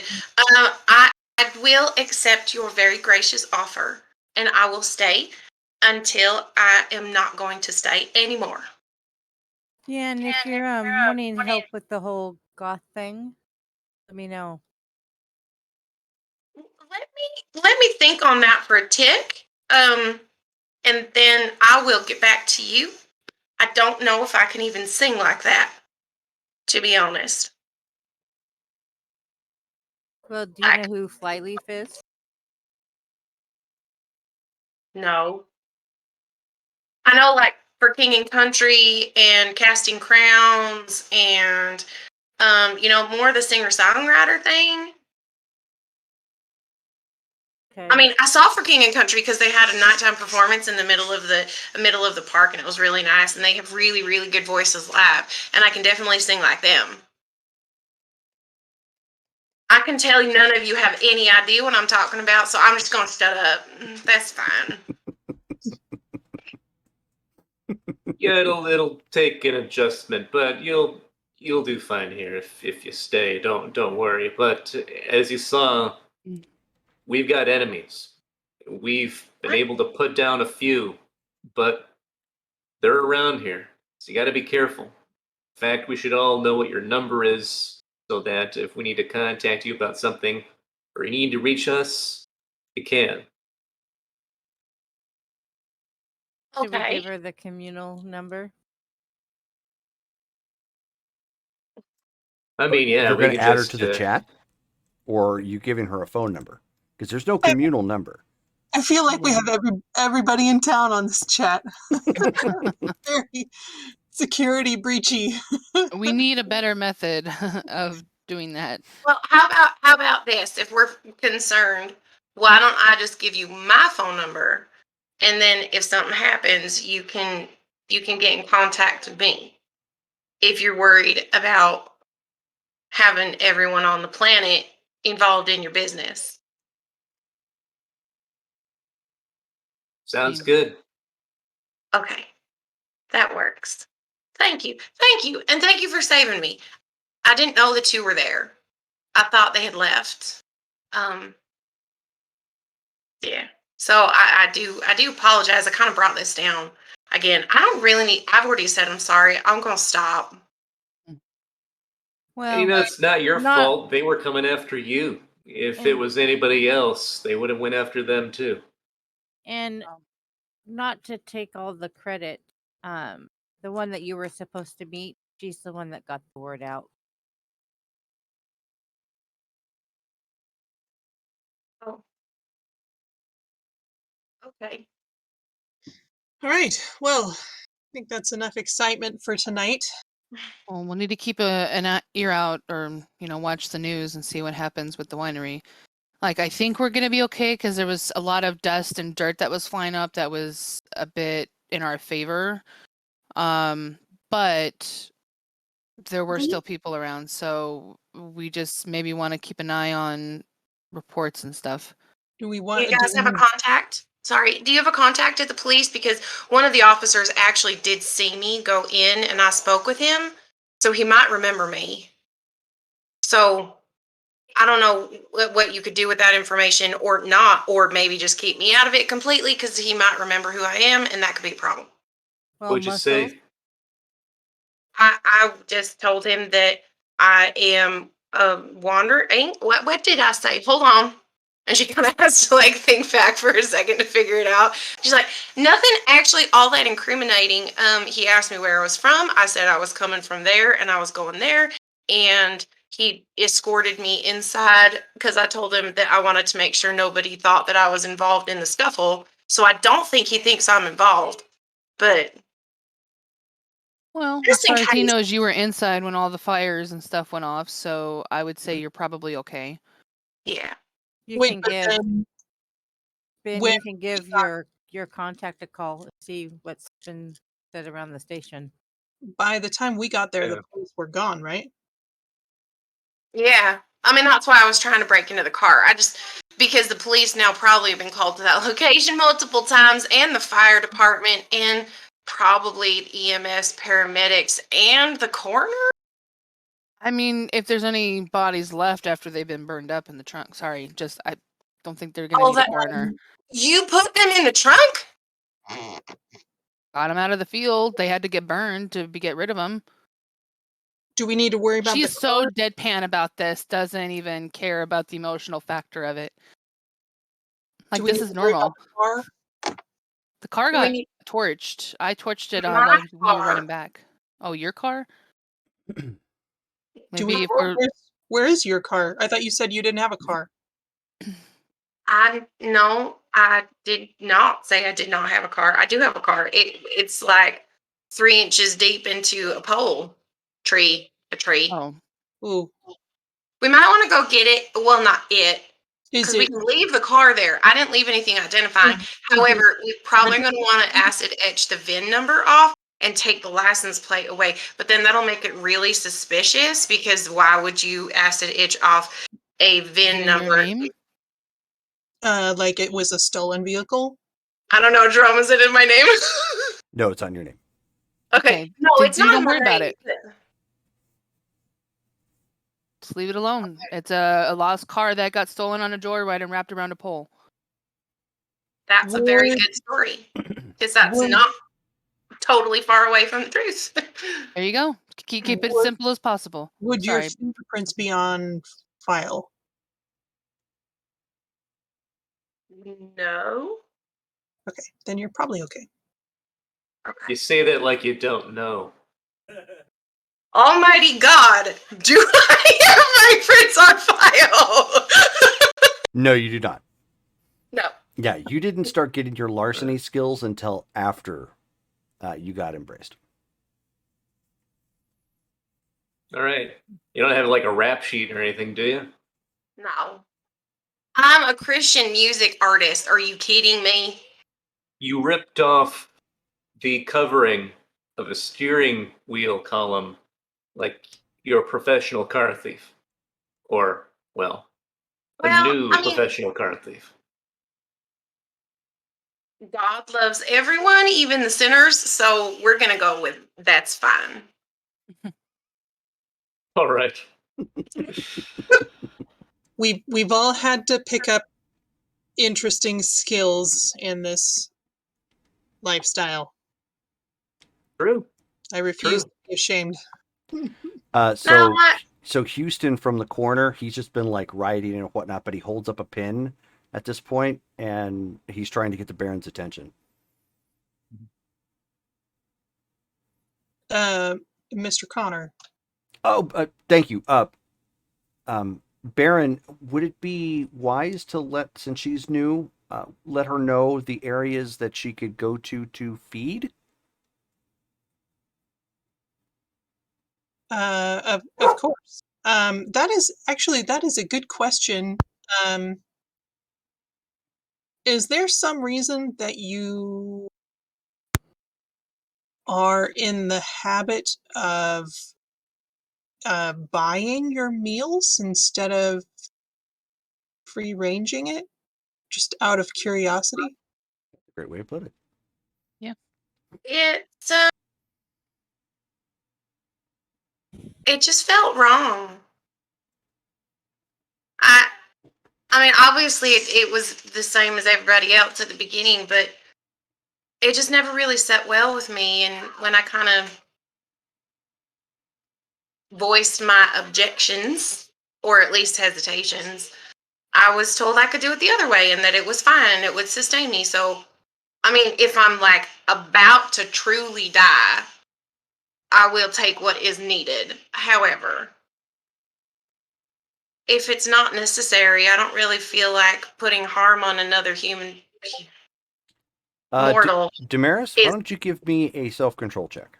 I was literally just about to ask you, Jerome. Like, she is not wanting to feed from the source, and it's just rather, yeah. I was just thinking that. That's so funny you mentioned boy. that. She is so Cam, it hurts. So humane, it hurts. I'm sorry, self-control. Self-control, difficulty 7. Oh, I only get 2 dice for this, guys. Oh boy. I got a 10, but it doesn't explode, so 1. Okay. So as she's explaining this, obviously you're disciplined as from your path. You know, you're not just going to blurt something out or whatnot. You're pretty composed and honorable about it. You absolutely, however, cannot hide your twitching eye and eyebrow as she starts going in on the way she feeds and whatnot. So basically, you just see Damaris like this, and then her just kind of You see a little bit of a bulge in her neck, just kind of like a little bit, as she's talking about not feeding. But her face really doesn't change. It's just as she starts going into her story about humanity, basically. Damaris is just kind of like it's clearly not sitting well with her. She takes a step back a few feet, and she's slowly kind of backing up to just go to another room. But that's not your honorable accord speaking. That's just more your upbringing as being around Nautists and Cainites and whatnot. Yeah. I'm not gonna hurt her. But I'm like, I can see this, right? Like, I'm not oblivious to it. No, she is problem. She's not hiding it. Yeah. It's clearly on her face what she thinks of your humanity. Okay, so her Trisha's jabber slowly peters off as she's watching this. And then in response, she kind of takes a step back. Obviously, that's not really something that's accepted around here. Just depends on who you are. It's fine. In fact, if that's the way that you're going to approach it, you're lucky that we have a couple of establishments around town where you can stop in for a bite or a drink, as it were. We call it the allergen-free menu. So, an Italian place downtown called Anzio's, which our Damaris is the proprietor. I'm just going to put this out there right now. That is for you an emergency situation. If you cannot get your own source without having to rely on everybody else, that's not okay with me. You can't just rely on blood bags to survive and expect us to feed you with that. My business is not there to feed you whenever you're just randomly hungry and need a bite to eat. It's there to help us survive. And that to me is not a good reason for you to just take it whenever you want. And there is a club called the Drachenflügel, where you can also imbibe. And just fair warning, it is it's not a rough place, but it is definitely not your scene as a Christian musician. And Oh, then you should definitely go. And then you should try to sing. Well, and there's also but your the folks contact there- at you. But the folks there are friendly, and they will be able to get you what you need. And you have your contact. yes, I do. I do have my contact. I have no need for handouts or generosity from anyone, given or otherwise. Thank you very much. No problem. So you just never feed? Unless a dire situation happens. No. Why? No need to. But you're a vampire, and that's what we survive on. Well, I do survive on it. I don't have to attack people for it. I don't have to take. I don't have to become something other than what I want to be just to survive. Obviously, she hasn't frenzied yet. And God willing, it'll never happen. It's like We'll she's take it. Oh. been careful. So best of luck maintaining that. I won't fault you for wanting to hold on to your humanity.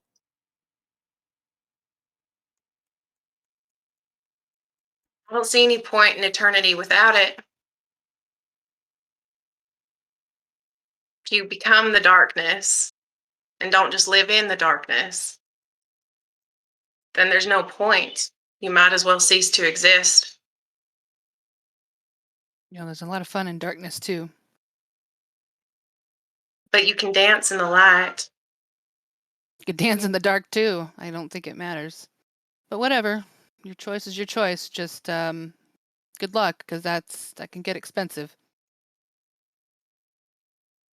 We should go club hopping. You have 30 years? No, you're not doing it right. You think you're hurting people. It could be a great time for them. Trust me. And you. And what does Ben do? First thing he does, he takes him to the web. He's like, Do they allow us to feed there? you guys have before, yeah. I'm trying to think of. I think it was more like just don't make a stir. In other words, don't be a Benjamin. Wah, wah, I have a wah. feeling you are a bit of a player with your food. Why not? Everyone should be. I think you're all doing it wrong. That's the way to go. Have fun. Especially since you're going to be doing this for ever. I You have know, fun. I'm a fun person. Uh-huh. When's the last time you had fun? Details. Tonight. I mean, I managed to get blown up again. And you were shot. The blowing up, though, we got to stop doing that, you and I. This is a bad habit we're getting into. We got to get away from exploding things. We're With just kind of thinking about the fact that this could not probably be a good situation. If y'all's get blown up a lot, maybe she should distance herself slightly. It builds character, okay? there you go. It puts hair on your chest. I mean, you got to remember, I took you clubbing and showed you how to get food. Yeah, but I knew how to, feed before. It just you had a good idea, which, thanks, by the way. We should do that again. Yeah. We survived an attack, and they didn't. We Let's should celebrate. go and have fun. I'm down. And while you guys are debating that, we'll go ahead and stop here for the afternoon. It's been a full 4 hours of game. Woohoo. Longest in a while. I wanted to let it go a little bit longer than normal because, one, it was the afternoon, and two, it was Hayley's first game. A vampire, anyways. She's been wanting to do this for so long. Yes, she I has. apologize for my aggressiveness. It's not Oh, me, the player, no. it's totally the character. Oh, No, I know. It's You're so the most funny. humane versus the most inhumane person, and you guys just met. And I loved it because when I was helping her write that character, I was like, I hope this comes out. It sure did. You know, I had a real hard time staying in character because the real Doug was PM and me going, I'm insulted. Dogs do not sound that way.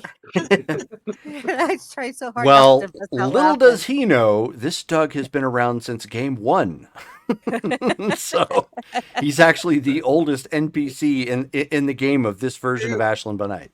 It is true. He was in the very first scene as he was checking in on Sophie. So Well, this was absolutely wonderful. Thank you so much for bringing me along for my first VTM experience. Yeah, I hope we get to Super do fun. it again. yeah, so I Absolutely. hope you had fun. So rules wise, from what you had to play with, was it okay? Was it confusing? Was it? Oh, totally fine. It's different, so that Mhm. adjustment is like, so as we're doing it, I'm translating everything into Pathfinder. Like, so like all the different things, I'm like, okay, it's like this kind of a check, or it's like this type of a roll, or Mhm. whatever. But I really love so my guy, I hope none of my followers are on this video right now.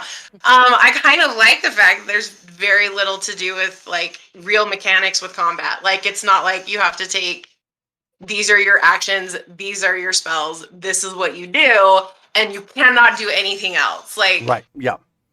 it's more, the term that I've heard for it is narrative combat, where it's just it you is. do stuff. Yeah. It does get a little bit more complicated when you start getting like a bunch of celerity actions and whatnot. But for the most part, yeah, it's far more cinematic in that sense. I don't love power attack.